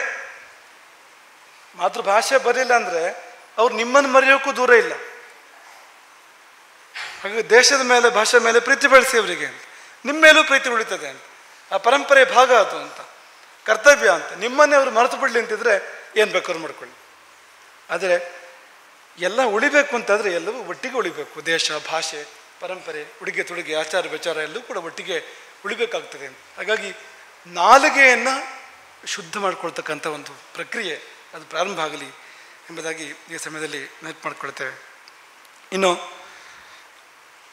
ಇಂದು ಅನೇಕ ಹೊಸ ಹೊಣೆಗಾರಿಕೆಗಳಿಗೆ ಆಶೀರ್ವಾದ ಮಂತ್ರಾಕ್ಷತೆಗಳನ್ನು ಕೊಟ್ಟಿದ್ದೇವೆ. ಅದರಲ್ಲೊಂದು ಮೂಲಮಠದ ಪುನರುತ್ಥಾನ ಸಮಿತಿಗೆ ಒಂದು ಮಂತ್ರಾಕ್ಷತೆಯನ್ನು ಇವತ್ತು ನಾವು ಪ್ರದಾನ ಮಾಡಿದ್ದೇವೆ. ಚಾತುರ್ಮಾಸ್ಯ, ವ್ಯಾಸಪೂಜೆ, ಗುರುಪೂರ್ಣಿಮೆ, ಗುರುಪಾಸನೆಯ ದಿನ ಇದು. ಈ ದಿನದಿಂದ ಅವರಿಗೊಂದು ಮಂತ್ರಾಕ್ಷತೆಯನ್ನು ಕೊಟ್ಟಿದ್ದೇವೆ. ಕಾರಣ ಏನಂದರೆ ಮೂಲಮಠದ ಪುನರುತ್ಥಾನ ಆಗಬೇಕು, ಗುರುಸ್ಥಾನ. ನಮ್ಮ ಅನೇಕ ಪೂರ್ವ ಗುರುಗಳು ತಮ್ಮ ಜೀವನವನ್ನೇ ಅಲ್ಲಿ ತಪಸ್ಸಾಗಿ ಸವೆಸಿದ್ದಾರೆ. ಜೀವನವನ್ನು ದೀಪವಾಗಿ ಕರ್ಪೂರವಾಗಿ ಉರಿಸಿದ್ದಾರೆ, ಅವರು ಕಂಠವಾಗಿ ಸವೆಸಿದ್ದಾರೆ. ಅವರಿಗೆ ಸಮಾಧಾನ ಆಗಬೇಕು ಅಂತ ಅವರನ್ನು ನಾವು ಮರೆತಿದ್ದೇವೆ, ಆ ಸ್ಥಾನವನ್ನು ಕೂಡ ಮರೆತಿದ್ದೇವೆ. ಅದಕ್ಕೆ ಗ್ರಹಣ ಬಂದ ಸಂದರ್ಭ ಇದೆ ಅಂತ. ಹಾಗಾಗಿ ಪುನರುತ್ಥಾನದ ಕಾಲ ಇದೀಗ ಸನ್ನಿಹಿತ ಆಗ್ತಾ ಇದೆ. ಅದಕ್ಕಾಗಿ ಸಮಿತಿಗೊಂದು ಆಶೀರ್ವಾದವನ್ನು ಮಂತ್ರಾಕ್ಷತೆಯನ್ನು ಕೊಟ್ಟು ಶೀಘ್ರದಲ್ಲಿಯೇ ಮೂಲಮಠದ ಪುನರುತ್ಥಾನದ ಪ್ರಕ್ರಿಯೆಗಳು ಆರಂಭಾಗೋದಕ್ಕೆ ನೀವೆಲ್ಲ ಸಾಕ್ಷಿಯಾಗಲಿಕ್ಕಿದ್ದೀರಿ. ಆ ಕಾರ್ಯ ಆಗ್ತದೆ ಅಂತ. ಇಲ್ಲೊಂದು ಪ್ರಶ್ನೆ ಸಮಾಜದಲ್ಲಿರುವಂಥದ್ದು, ಅಲ್ಲ ಕೆಲವಾರು ವರ್ಷ ಆಯಿತು ಮೂಲಮಠ ಅಂತ ಹೇಳ್ತಾ ಅನೇಕ ಸಭೆಗಳಾಗಿದೆ, ಸಮಾಲೋಚನೆಗಳಾಗಿದೆ, ಮತ್ತು ನಾವೆಲ್ಲ ವರ್ಷ ಅದಕ್ಕೆ ಕಾಣಿಕೆಯನ್ನು ಕೂಡ ಕೊಟ್ಟಿದ್ದೇವೆ. ಅನುಶಾಸನವಾಗಿ ಇಂತಿಷ್ಟು ವರ್ಷಗಳ ಕಾಲ ಒಂದು ಆದಾಯದ ಒಂದು ಅಂಶವನ್ನು ಕಾಣಿಕೆಯಾಗಿ ಕೊಟ್ಟು ಆಗಿದೆ. ಈಗ ನೀವು ಹೊಸದಾಗಿ ಮೂಲಮಟ್ಟದ ಪುನರುತ್ಥಾನ ಶುರು ಮಾಡಿದರೆ ಹಾಗಾದರೆ ಇಷ್ಟು ವರ್ಷ ಆಗಿದ್ದು ಏನು ಮಾಡಲೇ ಇಲ್ವಾ? ಸಮಾಜದಲ್ಲಿ ಇರೋ ಪ್ರಶ್ನೆ ಇದು. ಹಾಗಾಗಿ ಅದನ್ನು ನಾವು ಎತ್ಕೊಂಡು ಹೇಳ್ತಾ ಇರುವಂಥದ್ದು. ನಮಗಿರೋ ಪ್ರಶ್ನೆ ಅನ್ನೋದಕ್ಕಿಂತ ಸಮಾಜದಲ್ಲಿರೋ ಪ್ರಶ್ನೆ ಇದು. ಏನೂ ಮೂಲಮಟ್ಟದ ಪುನರುತ್ಥಾನ ಮಾಡಲೇ ಇಲ್ವಾ ಇಲ್ಲಿವರೆಗೂ? ನಾವು ಕೊಟ್ಟು ದುಡ್ಡೆಲ್ಲ ಏನು ಮಾಡಿದ್ರಿ? ಹಂಗಾದರೆ ಎಲ್ಲೋ ಹೋಯ್ತು ಅದು ಅಂತ ಒಂದು ವೇಳೆ ಸಮಾಜ ಕೇಳೋದಾದರೆ ಅದಕ್ಕೆ ಹೇಳಬೇಕಾದ ಉತ್ತರ ಏನಂದರೆ, ಹೌದು, ಮೂರ್ತಿಯನ್ನು ಕೆತ್ತನೆ ಮಾಡಿ ಆಗಿದೆ, ಮೂಲಮಠವೆಂಬ ಮೂರ್ತಿಯನ್ನು ಕೆತ್ತನೆ ಮಾಡಿ ಆಗಿದೆ. ಇಂದಿರುವುದು ಪ್ರಾಣ ಪ್ರತಿಷ್ಠಾಪನೆ ಕಾರ್ಯ ಮಾತ್ರ ಅಂತ. ಹಾಗಂದ್ರೆ ಏನು ಅಂದರೆ ಮೂಲಮಠದ ಅಂಗೋಪಾಂಗಗಳು ಎಲ್ಲವೂ ಕೂಡ ಬಂದಿದ್ದಾವೆ. ಈಗ ಉದಾಹರಣೆಗೆ ಹೇಳೋದಾದರೆ, ಈ ನಮ್ಮ ಮೂಲ ಸ್ಥಾನ ಮಠ ಸಾವಿರ ವರ್ಷಗಳ ಹಿಂದೆ ಸ್ಥಾಪನೆ ಆದ ಸ್ಥಳ ಈ ಗೋಕರ್ಣದ ಅಶೋಕೆ ಇದು. ಇಲ್ಲಿ ಭೂಮಿ ಇರಲಿಲ್ಲ, ನಮಗೆ ಏನೂ ಜಾಗ ಇರಲಿಲ್ಲ ನಮ್ಮದಲ್ಲಿ ಅಂತ. ಯಕ್ಷಗಾನದ ದುರ್ಯೋಧನನ ಭಾಷೆಯಲ್ಲಿ ಹೇಳೋದಾದರೆ, ಸೂಜು ಮನೆ ಊರುವಷ್ಟು ಸ್ಥಳವೂ ಕೂಡ ಇರಲಿಲ್ಲ ಇಲ್ಲಿ ಮಠದ್ದು. ಈ ಗೋಕರ್ಣದಲ್ಲಿ ಅಶೋಕೆಯಲ್ಲಿ ಮುಖ್ಯವಾಗಿ ಸೂಜು ಮನೆ ಊರುವಷ್ಟು ಕೂಡ ಸ್ಥಳ ಇರಲಿಲ್ಲ ಅಂತ.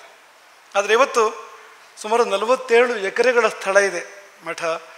ಮಠದ ಬೇರೆ ಬೇರೆ ವಿಶ್ವಸ್ತ ಸಂಸ್ಥೆಗಳು, ಧರ್ಮಚಕ್ರ ಇರ್ಬೋದು, ಮಹಾಮಂಡಲ ಇರ್ಬೋದು, ಅಥವಾ ರಾಮಚಂದ್ರಾಪುರ ಮಠ ಇರ್ಬೋದು, ಇವೆಲ್ಲದರ ಮೂಲಕವಾಗಿ ಎಲ್ಲದರ ಹೆಸರಿನಲ್ಲಿ ಸುಮಾರು 47 ಎಕರೆಗಳಷ್ಟು ಭೂಮಿಯನ್ನು ಕೆಲವು ಭಾಗ ದಾನವಾಗಿ ನಮ್ಮ ಶರಣರು ಎಲ್ಲ ಇದ್ದಾರೆ ಇಲ್ಲಿ ದಾನವಾಗಿ ಬಂದಿರತಕ್ಕಂಥದ್ದು. ಉಳಿದ ಭಾಗಗಳು ನಾವು ಅದನ್ನು ಕ್ರಯಕ್ಕೆ ಪಡ್ಕೊಂಡಿರ್ತಕ್ಕಂಥದ್ದು. ಅಂಥದ್ದು ಸುಮಾರು 47 ಎಕರೆಯಷ್ಟು ಭೂಮಿ, ಅದರಲ್ಲಿ ಒಂದು 4 ಎಕರೆಯಷ್ಟು ರಸ್ತೆಗೆ ಹೋಗ್ತಕ್ಕಂಥದ್ದು ಅದಾಗಿದೆ ಅಂತ. ಆ ಕಾರ್ಯ ಆಗಿದೆ ಅಂತ.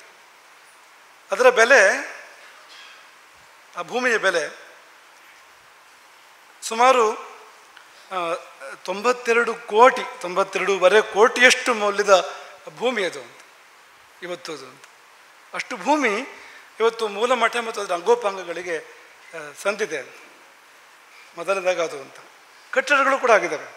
ಕಟ್ಟಡಗಳಿಗಾಗಿ ಮಠ ತೊಡಗಿಸಿದ ಸಂಪತ್ತು ಸುಮಾರು 60 ಕೋಟಿ ರೂಪಾಯಿಗಳು. ಇಲ್ಲಿ ಈ ಪರಿಸರದಲ್ಲಿ ಈ ರೂಪಾಯಿ ಭಾಷೆಯಲ್ಲಿ ಯಾಕೆ ಹೇಳ್ತೇವೆ ಅಂದರೆ, ಅದು ಗೃಹಸ್ಥಿಗೆ ಅರ್ಥ ಆಗ್ತಕ್ಕಂಥ ಭಾಷೆ ಅದು ಅಂತ. ಸುಮಾರು 60 ಕೋಟಿ ರೂಪಾಯಿಗಳಷ್ಟು ಮೌಲ್ಯದ ಕಟ್ಟಡಗಳು ಇಲ್ಲಿ ನಿರ್ಮಾಣಗೊಂಡಿದ್ದಾವೆ ಅಂತ ಈ ಪರಿಸರದಲ್ಲಿ ಅಂತ. ಇವೆಲ್ಲವೂ ಮೂಲಮಠದ ಅಂಗೋಪಾಂಗಗಳೇ. ಉದಾಹರಣೆಗೆ ಮಲ್ಲಿಕಾರ್ಜುನ ಇದೆ, ಮೂಲಮಠದ ಮೂಲ ಅದು ಅಂತ. ನಮಗೆಲ್ಲ ಮಠ ಮೂಲ, ಮಠಕ್ಕೆ ಮೂಲಮಠ ಮೂಲಮಠಕ್ಕೆ ಮೂಲ ಯಾವುದು ಅಂದರೆ ಮಲ್ಲಿಕಾರ್ಜುನ. ಮಲ್ಲಿಕಾರ್ಜುನನ ಛತ್ರಛಾಯೆಯಲ್ಲೇ ಶಂಕರಾಚಾರ್ಯರು ಮಠದ ಸ್ಥಾಪನೆ ಮಾಡಿರ್ತಕ್ಕಂಥದ್ದು, ವಿದ್ಯಾನಂದರಿಗೆ ದೇವರುಗಳನ್ನು ಕೊಟ್ಟಿರುವಂಥದ್ದು, ಸನ್ಯಾಸ ದೀಕ್ಷೆ ಆಗಿರುವಂಥ ಸ್ಥಾನ ಕೂಡ ಅದೇ ಅಂತ. ಹಾಗಾಗಿ ಮೊಟ್ಟ ಮೊದಲು ಮಲ್ಲಿಕಾರ್ಜುನ ದೇವಸ್ಥಾನ, ಗಣಪತಿ ದೇವಸ್ಥಾನ ಅದರ ಜೀರ್ಣೋದ್ಧಾರ ಆಗಿದೆ ಇಲ್ಲಿ. ಅದಾಗಿ ಸೇವಾಸೌಧ ಆಗಿದೆ, ಅದು ಮಠವೇ ಅದು ಸೇವಾಸೌಧ ಅಂದರೆ. ಶಿಷ್ಯರು ಬಂದು ಗುರುದರ್ಶನ ಮಾಡ್ತಾರೆ, ರಾಮದೇವರ ಪೂಜೆ ಆಗ್ತದೆ ಇಲ್ಲಿ ಮೂಲಮಠದ ಪರಿಸರದಲ್ಲಿ. ಮಠ ಅಲ್ಲದೆ ಬೇರೆ ಇನ್ನೇನದ್ದು, ಮಠದ ಭಾಗವೇ ಅದು. ಈ ಗುರುದೃಷ್ಟಿ, ಈ ಸಭಾಂಗಣ ಇಲ್ಲಿ ಈ ಮೂಲ ಮಠಕ್ಕೆ ಬಂದ ಶಿಷ್ಯರಿಗೆ ಸಭೆ ಸೇರೋ ಅವಕಾಶ ಇರೋದೆಲ್ಲಿ? ಇಲ್ಲ ತಾನೆ. ಇದು ಕೂಡ ಅದರ ಭಾಗವೇ, ಅಂಗವೇ ಹೌದು ಅಂತ. ಸೇವಕ ಸೌಧ ಇದೆ ಹಿಂದಕ್ಕೆ, ಪರಿವಾರದ ವಸ್ತಿಗಿರ್ತಕ್ಕಂಥದ್ದು. ಮಠ ಅಂದರೆ ಗುರು ಬೇಕು, ಗುರು ಒಂದು ಪರಿವಾರ ಬೇಕು, ಅದರ ಭಾಗವೇ ಆಗ್ತಕ್ಕಂಥದ್ದು ಅಂತ. ಗುರುಕುಲಗಳು, ಮಠ ಛಾತ್ರಾದಿ ನಿಲಯ ಅಂತ. ವಿದ್ಯಾರ್ಥಿಗಳು ಇಲ್ಲಿ ಆದರೆ ಅದಕ್ಕೆ ಮಠ ಅಂತ ಹೆಸರಲ್ಲ, ಅದಕ್ಕೆ ಛಾತ್ರರು ಇದ್ರೆ ಮಾತ್ರವೇ ಅದಕ್ಕೆ ಮಠ ಅಂತ ಹೆಸರು ಅಂತ. ಹಾಗಾಗಿ ಇಲ್ಲಿ ಗುರುಕುಲಗಳನ್ನು ತಂದಿರತಕ್ಕಂಥದ್ದು. ಮಠಕ್ಕೆ ಮಠತ್ವ ಬರುವಂಥದ್ದೇ ಗುರುಕುಲಗಳಿಂದಾಗಿ ಅಂತ. ಹಾಗಾಗಿ ಗುರುಕುಲಗಳು ದೊಡ್ಡ ರೀತಿಯಿಂದ, ಅದು ಸಾರ್ವಭೌಮ ಗುರುಕುಲ ಇರ್ಬೋದು, ರಾಜರಾಜೇಶ್ವರಿ ಗುರುಕುಲ ಇರ್ಬೋದು, ಶಿವಗುರುಕುಲ ಪರಂಪರಾ ಗುರುಕುಲಗಳಿರ್ಬೋದು, ಭಗವತ್ಪಾದ ಆರ್ಯ ಗುರುಕುಲಗಳಿರ್ಬೋದು, ಎಲ್ಲ ಗುರುಕುಲಗಳು ಇಲ್ಲಿ ಬಂದಿದ್ದಾವಲ್ಲ, ಇದು ಮಠದ ಒಂದು ಭಾಗವೇ ಹೊರತು ಬೇರೆ ಏನೂ ಅಲ್ಲ ಅಂತ. ಬೋಧಗ್ರಾಮ ಒಂದನೇದು, ಎರಡನೇದು ಇದೆ. ಗೋವಿಶ್ವ, ಮಠಕ್ಕೆ ಗೋಶಾಲೆ ಬೇಡವಾ? ಮಠದ ಅಂಗ ಅದು ಕೂಡ ಅಂತ. ಹಾಗೆ ಸರೋವರಗಳು, ಬೇರೆ ಬೇರೆ ಕೆರೆಗಳು ಅಂಥದ್ದು ಬಂದಿದ್ದಾವೆ ಇಲ್ಲಿ. ಇಲ್ಲಿಯ ವಿದ್ಯಾರ್ಥಿ ಇರ್ಬೋದು, ಐಚ್ಛಿತದ ಪುಷ್ಕರಣಿ ಇರ್ಬೋದು, ಅಂಥದ್ದೆಲ್ಲ. ಭಾರತೀ ಭವನ ಅದು ಬಂದಿದೆ. ಹಾಗೆ ವಿದ್ಯಾನಂದ ಮಠ ಅಂದರೆ ಭೋಜನ ಶಾಲೆ ಬೇಕು, ಅಡುಗೆ ಮನೆ ಬೇಕು, ವಸತಿಗೆ ಸ್ಥಾನ ಬೇಕು ಬಂದ ಶಿಷ್ಯರಿಗೆ, ಆಗಿದೆ ಅದು ಅಂತ. ಶೋಧ ಕೇಂದ್ರ, ಅದು ಈ ಮಠಕ್ಕೆ ಒಂದು ಅಲಂಕಾರ, ಶೋಭೆ ಅದು ಅಂತ. ಶೋಧ ಕೇಂದ್ರ ಬಂದಿದೆ ಇಲ್ಲಿ. ಅಶ್ವಶಾಲೆ ಆಗಿದೆ, ಪದಲಯ ಅದು ಬಂದಿದೆ. ಯಾನಶಾಲೆ ಆಗಿದೆ. ಕುಟೀರಗಳು, ಅನೇಕ ಕುಟೀರಗಳಾಗಿದ್ದಾವೆ. ಇನ್ನೂ ಅನೇಕ ಆ ಕೆಳಗಿರ್ತಕ್ಕಂಥ ಮಾತೃಭೂಮಿಯ ಕಟ್ಟಡ ಕೂಡ ಇದರ ಭಾಗವಾಗಿ ಬರತಕ್ಕಂಥದ್ದು ಅಂತ. ಹಾಗೆ ಒಟ್ಟಿನಲ್ಲಿ ರೂಪಾಯಿ ಲೆಕ್ಕದಲ್ಲೂ ಕೂಡ ಬಹುದೊಡ್ಡ ಮೌಲ್ಯದ್ದು. ಒಟ್ಟು ವ್ಯವಸ್ಥೆಯ ದೃಷ್ಟಿಯಿಂದ ಕೂಡ ತುಂಬ ದೊಡ್ಡ ವ್ಯವಸ್ಥೆ ಅಂತ. ಏನು ಬಾಕಿ ಇದೆ ಅಂದರೆ ಮೂಲ ಮಠ ಬಾಕಿ ಇದೆ ಅಂತ ಅಷ್ಟೇ. ಅದನ್ನೇ ಹೇಳಿದ್ದೆ. ಮತ್ತೆ ಎಲ್ಲ ಬಂದಿದೆ, ಎಲ್ಲವೂ ಬಂದಿದೆ. ಇನ್ನೇನು ಬಾಕಿ ಇರೋದು ಅಂದರೆ ಆ ಪ್ರಾಣ ಪ್ರತಿಷ್ಠಾಪನೆ ಕಾರ್ಯ. ಅದು ಯಾವುದು ಅಂದರೆ ಮೂಲ ಮಠ, ಆ ಗರ್ಭಗೃಹ, ಚಂದ್ರಶಾಲೆ, ಆ ಮೂಲ ಮಠದ ಪರಿಸರದಲ್ಲಿ ಏನು ಬರಬೇಕು ಅದು ಬಂದರೆ ಇದೊಂದು ಹಂತ ಪೂರ್ತಿ ಆದ ಹಾಗೆ ಆಯಿತು. ಇದು ಒಂದು ಬೆಳೆಸೋದಕ್ಕೆ ಎಷ್ಟು ಅವಕಾಶ ಇದೆ ಅದು ಬೇರೆ ವಿಷಯ, ಎಷ್ಟು ಬೆಳೆಸ್ಬೋದು ಇದನ್ನು. ಆದರೆ ಮೂಲಭೂತವಾಗಿ ಬರಬೇಕಾದ್ದೆಲ್ಲ ಪೂರ್ಣವಾಗಿ ಬಂದಾಗಾಯಿತು, ಸಾಂಗೋಪಾಂಗವಾಗಿ ಅದು ಬಂದಾಗಾಯಿತು ಎಂಬುದನ್ನು ನಾವು ಭಾವಿಸಬೇಕು ಅಂತ. ಹಾಗಾಗಿ ಇಷ್ಟು ವ್ಯಾಪಕವಾಗಿ ಕೆಲಸಗಳಾಗಿದೆ ಇಲ್ಲಿ ಅನ್ನೋದನ್ನು ಶಿಷ್ಯರಿಗೆ ತಲುಪಿಸಬೇಕು ಅಂತ. ಮೂಲ ಮಠ ಆಗಿಲ್ಲ ಅಂದರೆ ಆಗಬೇಕಾದ್ದೆಲ್ಲ ಆಗಿದೆ, ಇದು ಒಂದು ಮಾತ್ರ ಬಾಕಿ ಇರತಕ್ಕಂಥದ್ದು. ಕೊನೆಯದಾಗಿ ಇದ್ಯಾಕೆ ತಡ ಆಯಿತು ಅಂದರೆ ಅದಕ್ಕೂ ಕೂಡ ಕಾರಣ ಇದೆ. ಇಲ್ಲಿ ಮೂಲ ಮಠಕ್ಕೆ ಅಂತಲೇ ಒಂದು ಕಡೆಗೆ ಇಲ್ಲೇ ವಿದ್ಯಾನಂತದ ಮುಂಭಾಗದಲ್ಲಿ ಒಂದು ಶಿಲಾನ್ಯಾಸ ಮಾಡಲಾಗಿತ್ತು. ಒಂದು ಪಂಚಾಂಗವನ್ನೇ ಕಟ್ಟಿಯಾಗಿತ್ತು. ಅದೊಂದು ಸ್ವಾರಸ್ಯದ ಕಥೆ ಇದೆ ಅದಕ್ಕೆ.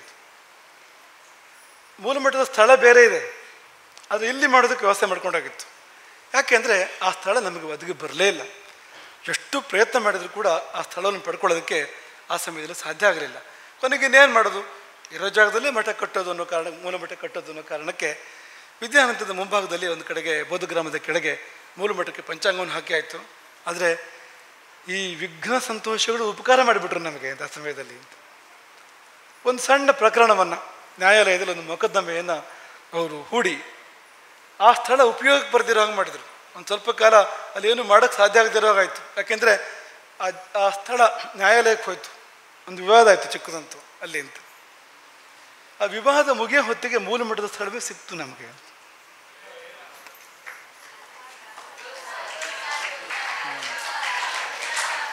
ಇದನ್ನು ಏನಂತ ಹೇಳಬೇಕು ನಮಗೆ ಅರ್ಥ ಆಗೋದಿಲ್ಲ ಅಂತ. ರಾಮದೇವರ ಲೀಲೆ ಅಂತ ಹೇಳಬೇಕು, ಅಥವಾ ವಿರೋಧಿಗಳಿಗೆ ಆ ಬುದ್ಧಿಯನ್ನು ದೇವರೇ ಕೊಟ್ಟು ಹಾಕು ನೀನು ಈ ದಾವೆಯನ್ನು, ಸ್ವಲ್ಪ ತಡ ಆಗಲಿ ಆದರೆ ಮುಂದೆ ತುಂಬ ಒಳ್ಳೆಯದಾಗ್ತದೆ ಅಂತ ದೇವರವರಿಗೆ ಬುದ್ಧಿ ಕೊಟ್ಟಿರಬೇಕು ಅಂತ. ಹಾಗಾಗಿ ನೀವು ಕೂಡ ಯಾರಾದರೂ ವಿರೋಧ ಮಾಡ್ತಾ ಇದ್ದರೆ ಯಾರಿಗೆ ಗೊತ್ತು, ನಮ್ಮದೇ ದೇವರವ್ರಿಗೆ ಪ್ರೇರಣೆ ಕೊಡ್ತಾ ಇರ್ಬೋದು, ಅದರಿಂದ ಏನೋ ಒಳ್ಳೇದಾಗೋಕ್ಕೆ ಇರ್ಬೋದು ಮುಂದಕ್ಕೆ, ಅವ್ರ ಕೈಯಿಂದ ಒಳ್ಳೇದು ಮಾಡಿಸ್ಬೇಕು. ಇದಂತೂ ಒಂದು ಧನ್ಯವಾದ ಅವರಿಗೆ ಹೇಳಲೇಬೇಕು. ಮೂಲ ಮಠದ ಸ್ಥಳ ನಮಗೆ ಬರಲಿಕ್ಕೆ ನಾಳೆ ಅಲ್ಲೇ ಮೂಲ ಮಠ ಆದರೆ ಇದರಲ್ಲಿ ಒಂದು ಧನ್ಯವಾದ ಆ ವಿಘ್ನ ಸಂತೋಷಗಳಿಗೆ. ಆ ಮಧ್ಯದಲ್ಲಿ ಯಾರು ತೊಂದರೆ ಅಂತ ಅಂದ್ಕೊಂಡು ತಂದೊಡ್ಡಿದ್ರೋ ಅವರಿಗೆ ಭಾಳ ಧನ್ಯವಾದಗಳನ್ನು ನಾವು ಹೇಳಲೇಬೇಕು ಅಂತ. ಕರ್ತವ್ಯ ಅದು ಅಂತ ಅನಿಸೋ ಹಾಗಿದೆ ಅಂತ. ಹೀಗೆ 20 ವರ್ಷಗಳ ಪ್ರಯತ್ನದಲ್ಲಿ ಆ ಮೂಲ ಮಠದ ಸ್ಥಳ ನಮಗೆ ಬಂತು. ಆ ಪರಿಸರಕ್ಕೆ ಮಠದ ಹಿತ್ತಲು ಅಂತಲೇ ಹೆಸರು. ಅಲ್ಲಿ ಮೂಲ ಮಠದ ಪಂಚಾಂಗ ಈಗಲೂ ಕೂಡ ಉಳ್ಕೊಂಡಿದೆ, ಅವಶೇಷ ಈಗಲೂ ಕೂಡ ಉಳ್ಕೊಂಡಿದೆ ಅಲ್ಲಿ. ಅಂಥ ಅತ್ಯಂತ ಪ್ರಶಸ್ತ ವಾಸ್ತುಲಕ್ಷಣದ ಆ ಭೂಮಿ ದೇವರ ದಯದಿಂದ ನಮಗೆ ಪ್ರಾಪ್ತ ಆಯಿತು. ವಿಳಂಬ ಆಗಲಿಕ್ಕೆ ಕಾರಣ ಅದು ಅಂತ ನೀವು ಯಾರಿಗೆ ಆ ಪ್ರಶ್ನೆ ಕೇಳ್ಬೋದು. ಈ ಆಗಲಿ ಅದನ್ನು ಮೊದಲು ಕಟ್ಬೋದಾಗಿತ್ತಲ್ಲ, ಮೂಲಮಟ್ಟವನ್ನೇ ಮೊದಲು ಕಟ್ಟಿ ಆಮೇಲೆ ಇದೆಲ್ಲ ಕಟ್ಬೋದಾಗಿತ್ತಲ್ಲ ಅಂದರೆ ಕಟ್ಟುವಂತೆ ಇರಲಿಲ್ಲ ಅಂತ. ಕಟ್ಟಲಿಕ್ಕೆ ಕಾನೂನು ತೊಂದರೆಗಳು, ಕಾನೂನು ತೊಡಕುಗಳಿದ್ವು ಮಧ್ಯದಲ್ಲಿ ಅಂತ. ಆ ಕಾನೂನು ತೊಡಕು ನಿವಾರಣೆ ಆಗೋ ಹೊತ್ತಿಗೆ ಇದೇ ಬಂತು, ಇನ್ನಲ್ಲಿ ಕಟ್ಟುವಂಥ ಪ್ರಮೇಯ ಇಲ್ಲ ಅಂತ. ಹಾಗಾಗಿ ಆ ಸ್ಥಳ ಪ್ರಾಪ್ತಾಗಿ ಅಲ್ಲಿ ಕಾರ್ಯ ಪ್ರಾರಂಭ ಆಗ್ತಾ ಇದೆ. ಈ ಮೂಲಮಟ್ಟದ ಪುನರ್ನಿರ್ಮಾಣದಲ್ಲಿ ಎಲ್ಲರೂ ಆಬಾಲ ವೃದ್ಧರು, ಸಮಾಜದ ಮಠದ ಶಿಷ್ಯರು, ಭಕ್ತರು, ಅಭಿಮಾನಿಗಳು ಎಲ್ಲರೂ ಕೂಡ ಅದರಲ್ಲಿ ಸೇರಿಕೊಂಡು ಭಾಗವಹಿಸಿ ಆ ಕಾರ್ಯವನ್ನು ಪೂರ್ಣ ಮಾಡಿದರೆ ಸಹಸ್ರಮಾನದ ಧನ್ಯತೆ ಅದು ಅಂತ. ಅತ್ರ ತಿಷ್ಠ ಯತಿಶ್ರೇಷ್ಠ ಶಂಕರಾಚಾರ್ಯರ ವಾಕ್ಯ ಅದು. ಇಲ್ಲಿ ಉಳ್ಕೊಳ್ಬೇಕು ಅಂತ ಅವ್ರು ಆಜ್ಞೆ ಮಾಡಿದ್ದು ಆ ಕಾಲದಲ್ಲಿ ಅಂತ. ಗೋಕರ್ಣೆ ಮುನಿ ಸೇವಿತೆ ಅಂತ. ಇಷ್ಟೂ ಪ್ರಯತ್ನ ನಮ್ಮದು ಯಾಕೆ ಅಂದರೆ ಆಚಾರ್ಯರ ಒಂದು ಪಂಕ್ತಿಯ ಸಲುವಾಗಿ ಅಂತ. ಅತ್ರ ತಿಷ್ಠ ಯತಿಶ್ರೇಷ್ಠ ಗೋಕರ್ಣೆ ಮುನಿ ಸೇವಿತೆ. ಆ ವಾಕ್ಯ ಸತ್ಯ ಆಗಬೇಕು ಅಂತ, ಆ ವಾಕ್ಯ ನಡೆಸಬೇಕು ಅನ್ನೋ ಕಾರಣಕ್ಕೆ ಇಷ್ಟು ಪ್ರಯತ್ನ. ಇಲ್ಲಿದ್ರೆ ಇಲ್ಲಿ ಬಂದು ಯಾಕೆ ಇಷ್ಟೇ ಮಾಡಬೇಕು ಅಂದರೆ ಅದು ಗುರುವಾಕ್ಯ ಅಂತ, ಆದಿಗುರುವಿನ ವಾಕ್ಯ ಅದು ಅಂತ. ಆ ವಾಕ್ಯವನ್ನು ನಡೆಸ್ಕೊಡ್ಬೇಕು ನಮ್ಮ ಕಾರಣಕ್ಕೆ ಅಂತ. ಆ ಧನ್ಯತೆ ನಮಗೆಲ್ಲ ಪ್ರಾಪ್ತ ಆಗ್ತದೆ. ಎಷ್ಟೋ ಶತಮಾನಗಳ ಬಳಿಕ ಆ ಕಾರ್ಯ ಆದಂತೆ ಆಗ್ತದೆ ಅನ್ನೋದನ್ನು ಈ ಸಮಯದಲ್ಲಿ ನಾವು ಉಲ್ಲೇಖ ಮಾಡ್ತೇವೆ. ಹಾಗಾಗಿ ಈ ಚಾತುರ್ಮಾಸದಲ್ಲಿ ಇವತ್ತು ಗುರುವಾರ, ಪ್ರತಿ ಗುರುವಾರ ತುಳಸಿ ಅರ್ಚನೆ ಇದೆ. ಕಲಶದಲ್ಲಿ ಮಹಾವಿಷ್ಣುವನ್ನು ಆವಾಹನೆ ಮಾಡಿ ಮಹಾವಿಷ್ಣು ಸ್ವರೂಪರಾದ ಗುರುಗಳನ್ನು, ನಮ್ಮೆಲ್ಲ ಪೂರ್ವಾಚಾರ್ಯರನ್ನು ಸ್ಮರಿಸಿ ಅವರ ಪ್ರೀತ್ಯರ್ಥವಾಗಿ ಅವ್ರಿಗೇನಾದರೂ ಬೇಸರ ಆಗಿದ್ದರೆ, ಆಗಿರಲೇಬೇಕು, ಇಲ್ಲಿಂದ ಎದ್ದು ಹೋಗಬೇಕಾದ್ರೆ, ಈ ಸ್ಥಳವನ್ನು ಬಿಟ್ಟು ಎದ್ದು ಹೋಗಬೇಕಾದ್ರೆ ಆ ವಾಕ್ಯ ಇರುವಾಗ ಎಷ್ಟು ಬೇಸರ ಆಗಿರಬೇಕು ಅವ್ರಿಗೆ, ಎಷ್ಟು ನೋವಾಗಿರಬೇಕು, ಪ್ರಶ್ನೆ ಇಲ್ಲ ಅಂತ. ಅದಕ್ಕೆ ಯಾರ್ಯಾರೋ ಹೊಣೆಯಾಗಿರ್ತಾರೆ.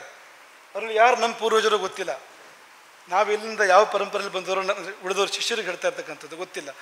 ಹಾಗಾಗಿ ಆ ಎಲ್ಲ ಗುರುಗಳ ಪ್ರೀತ್ಯರ್ಥವಾಗಿ ಅವರ ಸಮಾಧಾನೋತ್ಸವವಾಗಿ 8 ಗುರುವಾರಗಳು, ಮುಂದೆ ಬರ್ತಕ್ಕಂಥ 8 ಗುರುವಾರಗಳಂದು ಶಿಷ್ಯರು ಲಕ್ಷ ತುಳಸಿ ಅರ್ಚನೆ, ವಿಷ್ಣು ಸಹಸ್ರನಾಮದ ಮೂಲಕವಾಗಿ ಅರ್ಚನೆಯನ್ನು ಈ ಸ್ಥಳದಲ್ಲಿ ಮಾಡಬೇಕು ಎಂಬುದಾಗಿ ನಾವು ಅಪೇಕ್ಷೆ ಪಟ್ಟಿರುವಂಥದ್ದು. ಒದಗಿ ಬನ್ನಿ, ಅದಕ್ಕೆ ತುಳಸಿ ತನ್ನಿ, ಹೆಣ್ಮಕ್ಕಳು ತುಳಸಿ ತನ್ನಿ, ಮತ್ತು ಪುರುಷರು ಅರ್ಚನೆಯಲ್ಲಿ ಭಾಗವಹಿಸಿ ಆ ಮೂಲಕ ಸಂಖ್ಯೆ ಮೀರಿ ಅದನ್ನು ಸಾಧನೆ ಮಾಡಬೇಕು ಎಂಬುದಾಗಿ ನಾವು ಅಪೇಕ್ಷೆ ಪಡುವಂಥದ್ದು ಅಂತ.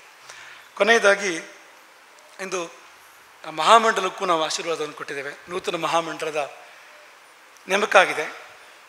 ಹೊಸ ತಂಡ ಹೊಸ ಉತ್ಸಾಹದಲ್ಲಿ ಆಶೀರ್ವಾದವನ್ನು, ಅನುಜ್ಞೆಯನ್ನು ಇವತ್ತು ಸ್ವೀಕಾರ ಮಾಡಿದೆ. ಅವರಿಗೆ ನಾವು ಒಂದು ವಾಕ್ಯದ ಆದೇಶ ಕೊಟ್ಟವು. ನಾವು ಹೆಸರು ಅಂತಿಮ ಆಗ್ತಿದ್ದಾಗೇ ಒಂದು ವಾಕ್ಯದ ಆದೇಶವನ್ನು ಕೊಟ್ಟವು. ನಿಮಗೆ ಸುಲಭ ಆಗಲಿ ಅನ್ನೋ ಕಾರಣಕ್ಕೆ ಸಭೆಯಲ್ಲಿ ಹೇಳ್ತಾ ಇರುವಂಥದ್ದು ಅಂತ. ಆ ಕೆಲಸ ದೊಡ್ಡ ಕೆಲಸ ಇದೆ ನೀವು ಮಾಡುವಂಥದ್ದು ಅಂತ. ಒಂದು ವಾಕ್ಯದ ಆದೇಶ ಏನಪ್ಪ ಅಂದರೆ, ಪೀಠದ ಪ್ರತಿಯೊಬ್ಬ ಶಿಷ್ಯನಿಗೆ ಸೇವಾವಕಾಶವನ್ನು ಕೊಡಬೇಕು ಅಂತ ಅಷ್ಟೇ. ರಾಮಚಂದ್ರಾಪುರ ಮಠದ ಶಿಷ್ಯ, ಭಕ್ತರು ಅಭಿಮಾನಿಗಳು ಕೂಡ ಆಗ್ಬೋದು, ಶಿಷ್ಯರೇ ಅದೇ ರೀತಿ ಇರ್ತಾರೆ ಅವರು ಕೂಡ ಅಂತ. ಏನು ಕಡಿಮೆ ಇಲ್ಲ ಅನ್ನುವಂಥ ಭಕ್ತರು ಕೂಡ ಇದ್ದಾರೆ, ಅಭಿಮಾನಿಗಳು ಕೂಡ ಇದ್ದಾರೆ. ಪ್ರತಿಯೊಬ್ಬರೂ ಕೂಡ ಸೇವಾವಕಾಶ ಪಡ್ಕೊಳ್ಬೇಕು ಅಂತ. 90 ವರ್ಷ ಮೀರಿದ ವೃದ್ಧ ಇರ್ಬೋದು, ಏಳಲಾಗದೆ ಹಾಸಿಗೆಯಲ್ಲಿ ಮಲಗಿರ್ಬೋದು, ಅವನಿಗೆ ಅಲ್ಲಿಂದಲೇ ಮಾಡುವಂಥ ಸೇವೆಯನ್ನು ಕೊಡಿ ಅಂತ, ಅಲ್ಲಿಯೇ ಮಲಗಿಯೇ ಮಾಡುವಂಥ ಸೇವೆಯನ್ನು ಕೊಡಿ ಅವನಿಗೆ, ಇದೆ ಅಂಥದ್ದು ಅಂತ. ಆಸ್ಪತ್ರೆಯಲ್ಲಿರ್ಬೋದು, ಆರೋಗ್ಯ ಸರಿ ಇಲ್ಲದೆ, ಒಂದು ಕೈಯೋ ಕಾಲೋ ಇಲ್ಲದೆ ಇರ್ಬೋದು, ಮಾತು ಬರದೇ ಇರ್ಬೋದು, ಬಿಡಬೇಡಿ ಅಂತ.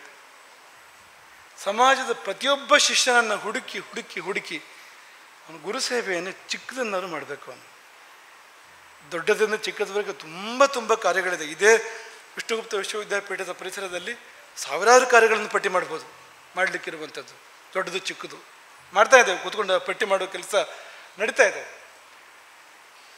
ಹಾಗಾಗಿ ಅವರವರ ಅರ್ಹತೆಗೆ ಸಲ್ಲುವಂಥದ್ದು, ಅವರವರ ಕೈಯಿಂದ ಆಗುವಂಥದ್ದನ್ನು ಪ್ರತಿಯೊಬ್ಬನೂ ಮಾಡಬೇಕು. ಪ್ರತಿಯೊಬ್ಬನು ಅವನು ಬುದ್ಧಿಯೇ ನಷ್ಟವಾಗಿದೆ ಅಂದರೆ ವಿಷಯ ಬೇರೆ, ಪ್ರಜ್ಞೆಯೇ ಹೋಗಿದೆ ಅವನದ್ದು, ಪ್ರಜ್ಞಾಹೀನ ಸ್ಥಿತಿಯಲ್ಲಿದ್ದಾನೆ ಅವನು ಅಂದರೆ ಅವನ ಹೆಸರಲ್ಲಿ ಅವನ ಮಕ್ಕಳು ಮಾಡಲಿ, ಅವನ ಸಂಬಂಧಿಕರು ಮಾಡಲಿ, ಅವನ ಆಪ್ತೇಷ್ಟರು ಮಾಡಲಿ ಆಗಲೂ ಕೂಡ ಅಂತ, ಅವನ ಪುರೋಹಿತರು ಮಾಡಲಿ, ಅವ್ರು ಯಾರು ಇಲ್ಲದೇ ಇದ್ದರೆ ಅವನ ಗುರಿಕಾರರು ಮಾಡಲಿ, ಆಗಲೂ ಮಾಡಿ.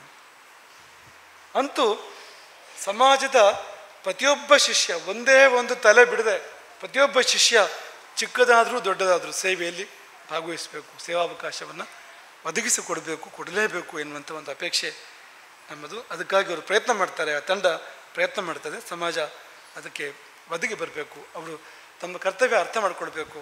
ನಾವು ಈ ಪೀಠದ ಶಿಷ್ಯರೋ ಭಕ್ತರೋ ಅಭಿಮಾನಿಗಳಾಗಿ ಆಶೀರ್ವಾದ ಪಾತ್ರರಾಗಿ ನಮ್ಮಿಂದ ಏನು ಸಂದಿದೆ? ಆ ಪ್ರಶ್ನೆ ಅಮೆರಿಕದ ಹಳೆಯ ಅಧ್ಯಕ್ಷ ಕೇಳಿದ ಪ್ರಶ್ನೆ. ದೇಶ ನನಗೇನು ಕೊಟ್ಟಿತು ಅಂತ ಕೇಳಬೇಡಿ, ದೇಶಕ್ಕೆ ನಾನೇನು ಕೊಟ್ಟೆ ಅಂತ ಕೇಳಿ ಅಂತ ಅಬ್ರಹಾಂ ಲಿಂಕನ್ ಅಲ್ವಾ ಅದು ಹೇಳಿದ್ದು? ಆ ಮಾತನ್ನು ಯಾರು? ಜಾನ್ ಕೆನಡಿ ಹೇಳಿದ್ದು. ಆ ಮಾತಲ್ಲಿ ಒಂದು ಭಾಗ ನಾವಿಲ್ಲಿ ತಗೊಳ್ಳೋ ಥರ ಇದೆ ಅಂತ. ಯಾವ ಭಾಗ ಅಂತಂದರೆ, ಈಗ ಮಠ ನಿಮಗೇನು ಕೊಟ್ಟಿತು ಅಂತ ಕೇಳಬೇಡಿ ಅಂತ ಹೇಳಿದ್ರೆ ನಾವು ಕೇಳಿ ಅಂತ, ಖಂಡಿತ ಕೇಳಿ. ಗುರುಪೀಠ ನಮಗೇನು ಕೊಡ್ತು ಆ ಪ್ರಶ್ನೆ ಕೇಳಿ, ಪ್ರಾಮಾಣಿಕವಾಗಿ ಕೇಳಿ, ಪ್ರಾಮಾಣಿಕವಾಗಿ ಉತ್ತರ ಪಡ್ಕೊಳ್ಳಿ. ಉತ್ತರಗಳಿದೆ ಅದಕ್ಕೆ. ಪಕ್ಕದಲ್ಲೇ ನೀವೇನು ಕೊಟ್ರಿ ಅಂತ, ನಿಮ್ಮಿಂದ ಏನು ಸಂದಿದೆ, ಇಡೀ ವ್ಯವಸ್ಥೆ ಎಂಬ ವೃಕ್ಷಕ್ಕೆ, ಕಲ್ಪವೃಕ್ಷಕ್ಕೆ ನಿಮ್ಮಿಂದ ಏನು ಸಂದಿದೆ, ಸಲ್ಲದಿದ್ದರೆ ಸಲ್ಲಬೇಕು. ಇವತ್ತೇ ಅದಕ್ಕೆ ಶುಭ ದಿನ. ಕೂಡಲೇ ಯಾವ ರೀತಿ ಸೇವೆ ಸಲ್ಲಿಸ್ಬೋದು ಅನ್ನೋದಕ್ಕೆ ಕಾರ್ಯಕರ್ತರನ್ನು ಸಂಪರ್ಕ ಮಾಡಿ, ಮಹಾಮಂಡಲವನ್ನು ಸಂಪರ್ಕ ಮಾಡಿ ನಿಮ್ಮ ಸೇವೆಯನ್ನು ಸಲ್ಲಿಸಿ ಎಂಬುದಾಗಿ ಈ ಸಮಯದಲ್ಲಿ ನಾವು ಅಪೇಕ್ಷೆ ಪಡುವಂಥದ್ದು. ಇಷ್ಟು ಇದರ ಚಾತುರ್ಮಾಸ್ಯದ ಸಂಕ್ಷೇಪ. ಇನ್ನು 2 ತಿಂಗಳ ಕಾಲ ಇಲ್ಲಿ ಅನೇಕ ಧರ್ಮ ಕಾರ್ಯಗಳು ನಡೀತವೆ. ಪೂಜೆ, ಹೋಮ ಹವನಗಳು ನಡೀತವೆ, ಪ್ರವಚನಗಳು, ಸಂವಾದಗಳು, ಪಾಠಗಳು ನಡಿಬೋದು. ಈ ಸಮಯದಲ್ಲಿ ಬೇಕಾದಷ್ಟು ಮಂತ್ರಾಕ್ಷತೆ, ಆಶೀರ್ವಾದ ಇದೆಲ್ಲವನ್ನು ಪಡ್ಕೊಳ್ಳಿ. ಅಂತೂ ಇಲ್ಲಿಗೆ ಬಂದು ಧರ್ಮವನ್ನು ಪಡ್ಕೊಳ್ಳಿ, ಪುಣ್ಯವನ್ನು ಪಡ್ಕೊಳ್ಳಿ, ಅಧ್ಯಾತ್ಮವನ್ನು ಪಡ್ಕೊಳ್ಳಿ, ನೆಮ್ಮದಿಯನ್ನು ಪಡ್ಕೊಳ್ಳಿ, ಬದುಕಿಗೊಂದು ಒಳ್ಳೆಯ ದಾರಿಯನ್ನು ಕಂಡುಕೊಳ್ಳಿ ಇಲ್ಲಿ ಬಂದು. ಅದಾದರೆ ಮಠ ಸಾರ್ಥಕ, ಚಾತುರ್ಮಾಸ್ಯವು ಕೂಡ ಸಾರ್ಥಕ ಎಂಬುದಾಗಿ ನಾವು ಭಾವಿಸುವಂಥದ್ದು. ಮತ್ತು ಇಲ್ಲಿ ಬಂದು ಅನುಷ್ಠಾನ ಮಾಡಿ. ಚಾತುರ್ಮಾಸ್ಯಕ್ಕೆ ಇಲ್ಲಿ ಬಂದಾಗ ಒಂದು ಅರ್ಧ ಗಂಟೆ ಆದರೂ ಕೂತ್ಕೊಂಡು ಅನುಷ್ಠಾನ ಮಾಡಿ. ಏನಾದರೂ ನಿಮಗೆ ಬರ್ತಕ್ಕಂಥ ಜಪ ಮಾಡಿ, ಭಜನೆ ಮಾಡಿ. ಅದಲ್ಲದೆ ಇದ್ದರೆ ಕೊನೆ ಪಕ್ಷ ಮೌನ ಸಾಧನ ಮಾಡಿ. ಏನಾದರೂ ಮಾಡಬೇಕು. ಮಾಡದಿದ್ದರೆ ಅದು ಪೂರ್ಣ ಆಗಲಿಲ್ಲ, ನಿಮಗೆ ಇಲ್ಲಿ ಭೇಟಿ ಪೂರ್ಣ ಆಗಿಲ್ಲ ಅಂತ ಅರ್ಥ ಅಂತ. ಆಗ ಭಕ್ತ ಭವನದಲ್ಲಿ ದೇವರ ಸನ್ನಿಧಿಯಲ್ಲಿ ಕೂತ್ಕೊಂಡು, ಅಥವಾ ಇನ್ನೆಲ್ಲರ ಮಲ್ಲಿಕಾರ್ಜುನ ಸನ್ನಿಧಿ ಕೂಡ ಆಗ್ಬೋದು ಅಂತ ಕೊಂಚವಾದರೂ ಅನುಷ್ಠಾನ ಮಾಡಿ. ಅದು ಮುಂದೆ ನಿಮಗೆ ತುಂಬ ಉಪಯೋಗಕ್ಕೆ ಬಂದಿತ್ತು. ಇಲ್ಲಿ ಮಾಡಿರ್ತಕ್ಕಂಥ ಅಲ್ಪವಾದ ಅನುಷ್ಠಾನವಾದರೂ ಮುಂದೆ ಮಹಾಫಲವನ್ನು ನಿಮಗೆ ಅದು ಕೊಟ್ಟಿತ್ತು ಎಂಬುದಾಗಿ ಈ ಸಮಯದಲ್ಲಿ ನಾವು ಭಾವಿಸುವಂಥದ್ದು. ಹಾಗಾಗಿ ತುಂಬ ತುಂಬ ಆಶೀರ್ವಾದಗಳು ಎಲ್ಲರಿಗೂ. ವ್ಯಾಸಮಂತ್ರಾಕ್ಷತೆ ಇನ್ನೊಂದು ಪೂಜೆ ಆದ ಬಳಿಕ ನಿಮಗೆ ಪ್ರಾಪ್ತ ಆಗ್ತದೆ. ಯಾಕೆಂದರೆ ಪರಂಪರೆ, ಆ ಪರಂಪರೆಗೆ ಮರಳಬೇಕು ಅನ್ನುವಂಥ ಒಂದು ಪ್ರಯತ್ನ ಅದು ಅಂತ. ಅಲ್ಲಿ ಹಿಂದಿನ ಸತಿ ನಿಮಗೆ ಹೇಳಿದ್ವು ಅದನ್ನು. ಹಿಂದಿನ ರಾಘವೇಶ್ವರ ಭಾರತಿಗಳು, ಅಷ್ಟಮ ರಾಘವೇಶ್ವರ ಭಾರತಿಗಳ ಕೈ ಬರಹ ಇದೆ ಅಂತ. ರಾತ್ರಿ ಪೂಜೆ ನಂತರ ವ್ಯಾಸಮಂತ್ರಾಕ್ಷತೆಯನ್ನು ಕೊಡುವಂಥದ್ದು, ವಿಸರ್ಜನೆ ಮಾಡುವಂಥದ್ದು ರಾತ್ರಿ ಪೂಜೆ ನಂತರ ಅಂತ. ಹಾಗಾಗಿ ಅದನ್ನು ನಾವು ಮಾಡಲಿಕ್ಕಿದೆ. ನೀವು ಪ್ರತೀಕ್ಷೆ ಮಾಡಿ ವ್ಯಾಸಮಂತ್ರಾಕ್ಷತೆಯನ್ನು ಪಡ್ಕೊಳ್ಳಿ ಎಂಬುದಾಗಿ ಈ ಸಮಯದಲ್ಲಿ ನಾವು ನಿಮಗೆಲ್ಲ ಹೇಳ್ತಾ, ಅಲ್ಲಿ ತನಕ ನೀವು ಸ್ವಲ್ಪ ಸಮಯ ಇದೆ ನಿಮಗೆ. ಪೂಜೆ ನಡೆಯುವಾಗ ಪೂಜೆಯಲ್ಲಿ ಬಂದು ಭಾಗವಹಿಸ್ಬೋದು. ಪೂಜೆ ಹೊರತಾಗಿ ನಾವು ಅನುಷ್ಠಾನ ಮಾಡ್ತೇವೆ, ನೀವು ಅನುಷ್ಠಾನ ಮಾಡಿ. ಆ ಸಮಯದಲ್ಲಿ ಈಗಿಂದ ಪ್ರಾರಂಭ ಮಾಡ್ಬೋದು ಅದನ್ನು ಅಂತ, ಈ ಕ್ಷಣದಿಂದಲೇ ಪ್ರಾರಂಭ ಮಾಡ್ಬೋದು ಅಂತ. ಸಂಸ್ಥಾನ ಅನುಷ್ಠಾನ ಮಾಡೋ ಸಮಯದಲ್ಲಿ ನೀವು ಕೊಂಚ ಹೊತ್ತು ಅನುಷ್ಠಾನವನ್ನು ಮಾಡಿ ಪೂಜೆಯನ್ನು ನೋಡಿ ಮತ್ತೆ ನೀವು ವ್ಯಾಸಮಂತ್ರಾಕ್ಷತೆಯನ್ನು ಪಡ್ಕೊಳ್ಳಿ ಎಂಬುದಾಗಿ ಹೇಳಿ, ಈ ಸ್ವಭಾಷೆ ಮತ್ತು ಚಾತುರ್ಮಾಸ ಎರಡು ಎಲ್ಲಿ ಒಂದಕ್ಕೊಂದು ಸೇರ್ತವೆ ಅಂದರೆ, ಈ ಸ್ವಭಾಷೆ ಅಂದ್ರೇನು? ಸ್ವಸ್ವರೂಪ ಅದು ಅಂತ, ತನ್ನ ಸ್ವರೂಪ ಅದು ಅಂತ. ಈ ನಾವು ಕನ್ನಡ ಮಾತಾಡಿದರೆ ನಮ್ಮ ಸ್ವರೂಪ ಅದು ಅಂತ. ಚಾತುರ್ಮಾಸ್ಯವು ಕೂಡ ಆ ಸ್ವಸ್ವರೂಪ ಅನುಸಂಧಾನಕ್ಕಿರುವಂಥದ್ದು. ಇದನ್ನಿಚೂರು ಆಳ, ಅದು ಇನ್ನು ಬಹಳ ಆಳದಲ್ಲಿದೆ ಅದು. ಚಾತುರ್ಮಾಸ್ಯವು ಆತ್ಮದ ಸ್ತರದಲ್ಲಿ ಸ್ವಸ್ವರೂಪ ಅನುಸಂಧಾನಕ್ಕಿರುವಂಥದ್ದು. ಈ ಸ್ವಭಾಷ ಅನ್ನೋದು ಅದೇ ಬಹಿರಂಗ ರೂಪ, ಅದರದ್ದೇ ನಮ್ಮ ಸಹಜತೆ ಅಂತ, ನಮ್ಮ ಪರಂಪರೆ ಅಂತ, ಅದರಂತೆ ನಾವಿರ್ತೇವೆ ಅಂತ. ಹಾಗಾಗಿ ಅದೆರಡೂ ಅಲ್ಲಿ ಸೇರ್ತವೆ ಅನ್ನೋದನ್ನು ಕೂಡ ನೆನಪು ಪಡ್ಕೊಂಡು ಈ ಜಾರಿ ಮಾಡಿ, ಇದನ್ನು ವ್ಯಾಪಕವಾಗಿ ಜಾರಿ ಮಾಡಿ. ಮಠದಲ್ಲಿ, ಮನೆಯಲ್ಲಿ, ನೀವು ಪರಸ್ಪರ ಸಿಕ್ಕಾಗ, ನಿಮ್ಮ ಸ್ನೇಹಿತರಲ್ಲಿ, ಬೇರೆಯವರಲ್ಲಿ, ಎಲ್ಲ ಕಡೆಗೆ. ನೀವು ತಮಿಳುನಾಡಿಗೆ ಹೋದರೆ ತಮಿಳು ಬರೆದಿದ್ರೆ ನಿಮ್ಗೆ ಜೀವನ ಮಾಡೋದಕ್ಕೆ ಕಷ್ಟ ಆಗ್ತದೆ. ನೀವು ವಿಳಾಸ ಕೇಳಿದ್ರೆ ತಮಿಳಲ್ಲೇ ಹೇಳ್ತಾರೆ ಅವರು, ಕನ್ನಡದಲ್ಲಿ ಹೇಳೋದಿಲ್ಲ. ಅಥವಾ ಬೇರೆ ಭಾಷೆ, ಆಂಗ್ಲ ಭಾಷೆಯನ್ನು, ಹಿಂದಿ ಭಾಷೆಯನ್ನಂತೂ ಆ ಕಡೆ ತಿರುಗಿ ನೋಡೋದಿಲ್ಲ, ಆಂಗ್ಲ ಭಾಷೆಯನ್ನು ಬಳಸೋದಿಲ್ಲ. ಹೆಚ್ಚಾಗಿ ಅವರು ತಮಿಳಿನಲ್ಲೇ ಹೇಳ್ತಾರೆ ಅಂತ. ನೀವು ಕನ್ನಡಿಯನ್ನು ಆಸೆ ಇರ್ತದೆ ಅವರಿಗೆ ಅಂತ. ಈಗ ನೋಡ್ತಾ ಇದ್ದು ಮೊನ್ನೆ ಅದೇನೋ ಒಂದು ದುರಂತ ಇತ್ತು ತಮಿಳುನಾಡಿನಲ್ಲಿ. ಅದೇ ಶಾಲಾ ವಾಹನಕ್ಕೆ ಒಂದು ಬಹುಶಃ ಒಂದು ರೈಲು ಗಾಡಿ ಬಹುಶಃ ಅದು ಡಿಕ್ಕಿ ಹೊಡೆದೇನು ಒಂದು ಅಪಘಾತ ಆಯಿತು. ಮುಖ್ಯಮಂತ್ರಿ ಅದಕ್ಕೆ ವಿವರಣೆ ಕೊಡ್ತಾನೆ. ಅದೇನೆಂದರೆ ಅಲ್ಲಿರುವ ಯಾರು ಆ ದ್ವಾರಪಾಲಕ ಯಾರಿದ್ದಾನೆ ಅವನಿಗೆ ತಮಿಳು ಬರದೇ ಇದ್ದಿದ್ದರಿಂದ ಸಮಸ್ಯೆ ಆಯಿತು ಅಂತ, ಅದರಿಂದ ಅಪಘಾತ ಆಯಿತು ಅಂತ ಒಂದು ಹೇಳಿಕೆ ಕೊಟ್ಟಿದ್ದಾನೆ. ಅಷ್ಟರ ಮಟ್ಟಿಗೆ ಇದೆ ಅಲ್ಲಿ ಅಂತ. ದೇಶದ ಹೊರಗೆ ಹೋದ್ರೆ ತುಂಬ ಇದೆ, ಬೇರೆ ದೇಶಗಳಿಗೆ ಹೋದರೆ. ನಮ್ಮಲ್ಲೂ ನಾವು ಪ್ರಾರಂಭ ಮಾಡೋಣ, ನಮ್ಮ ಭಾಷೆಯನ್ನು ನಮ್ಮ ತನವನ್ನು ಮೆರೆಸೋಣ ಎಂಬುದಾಗಿ ಈ ಸಮಯದಲ್ಲಿ ಹೇಳಿ ನಿಮಗೆಲ್ಲರಿಗೂ ಚಾತುರ್ಮಾಸ್ಯದ ಶುಭಾಶೀರ್ವಾದಗಳು.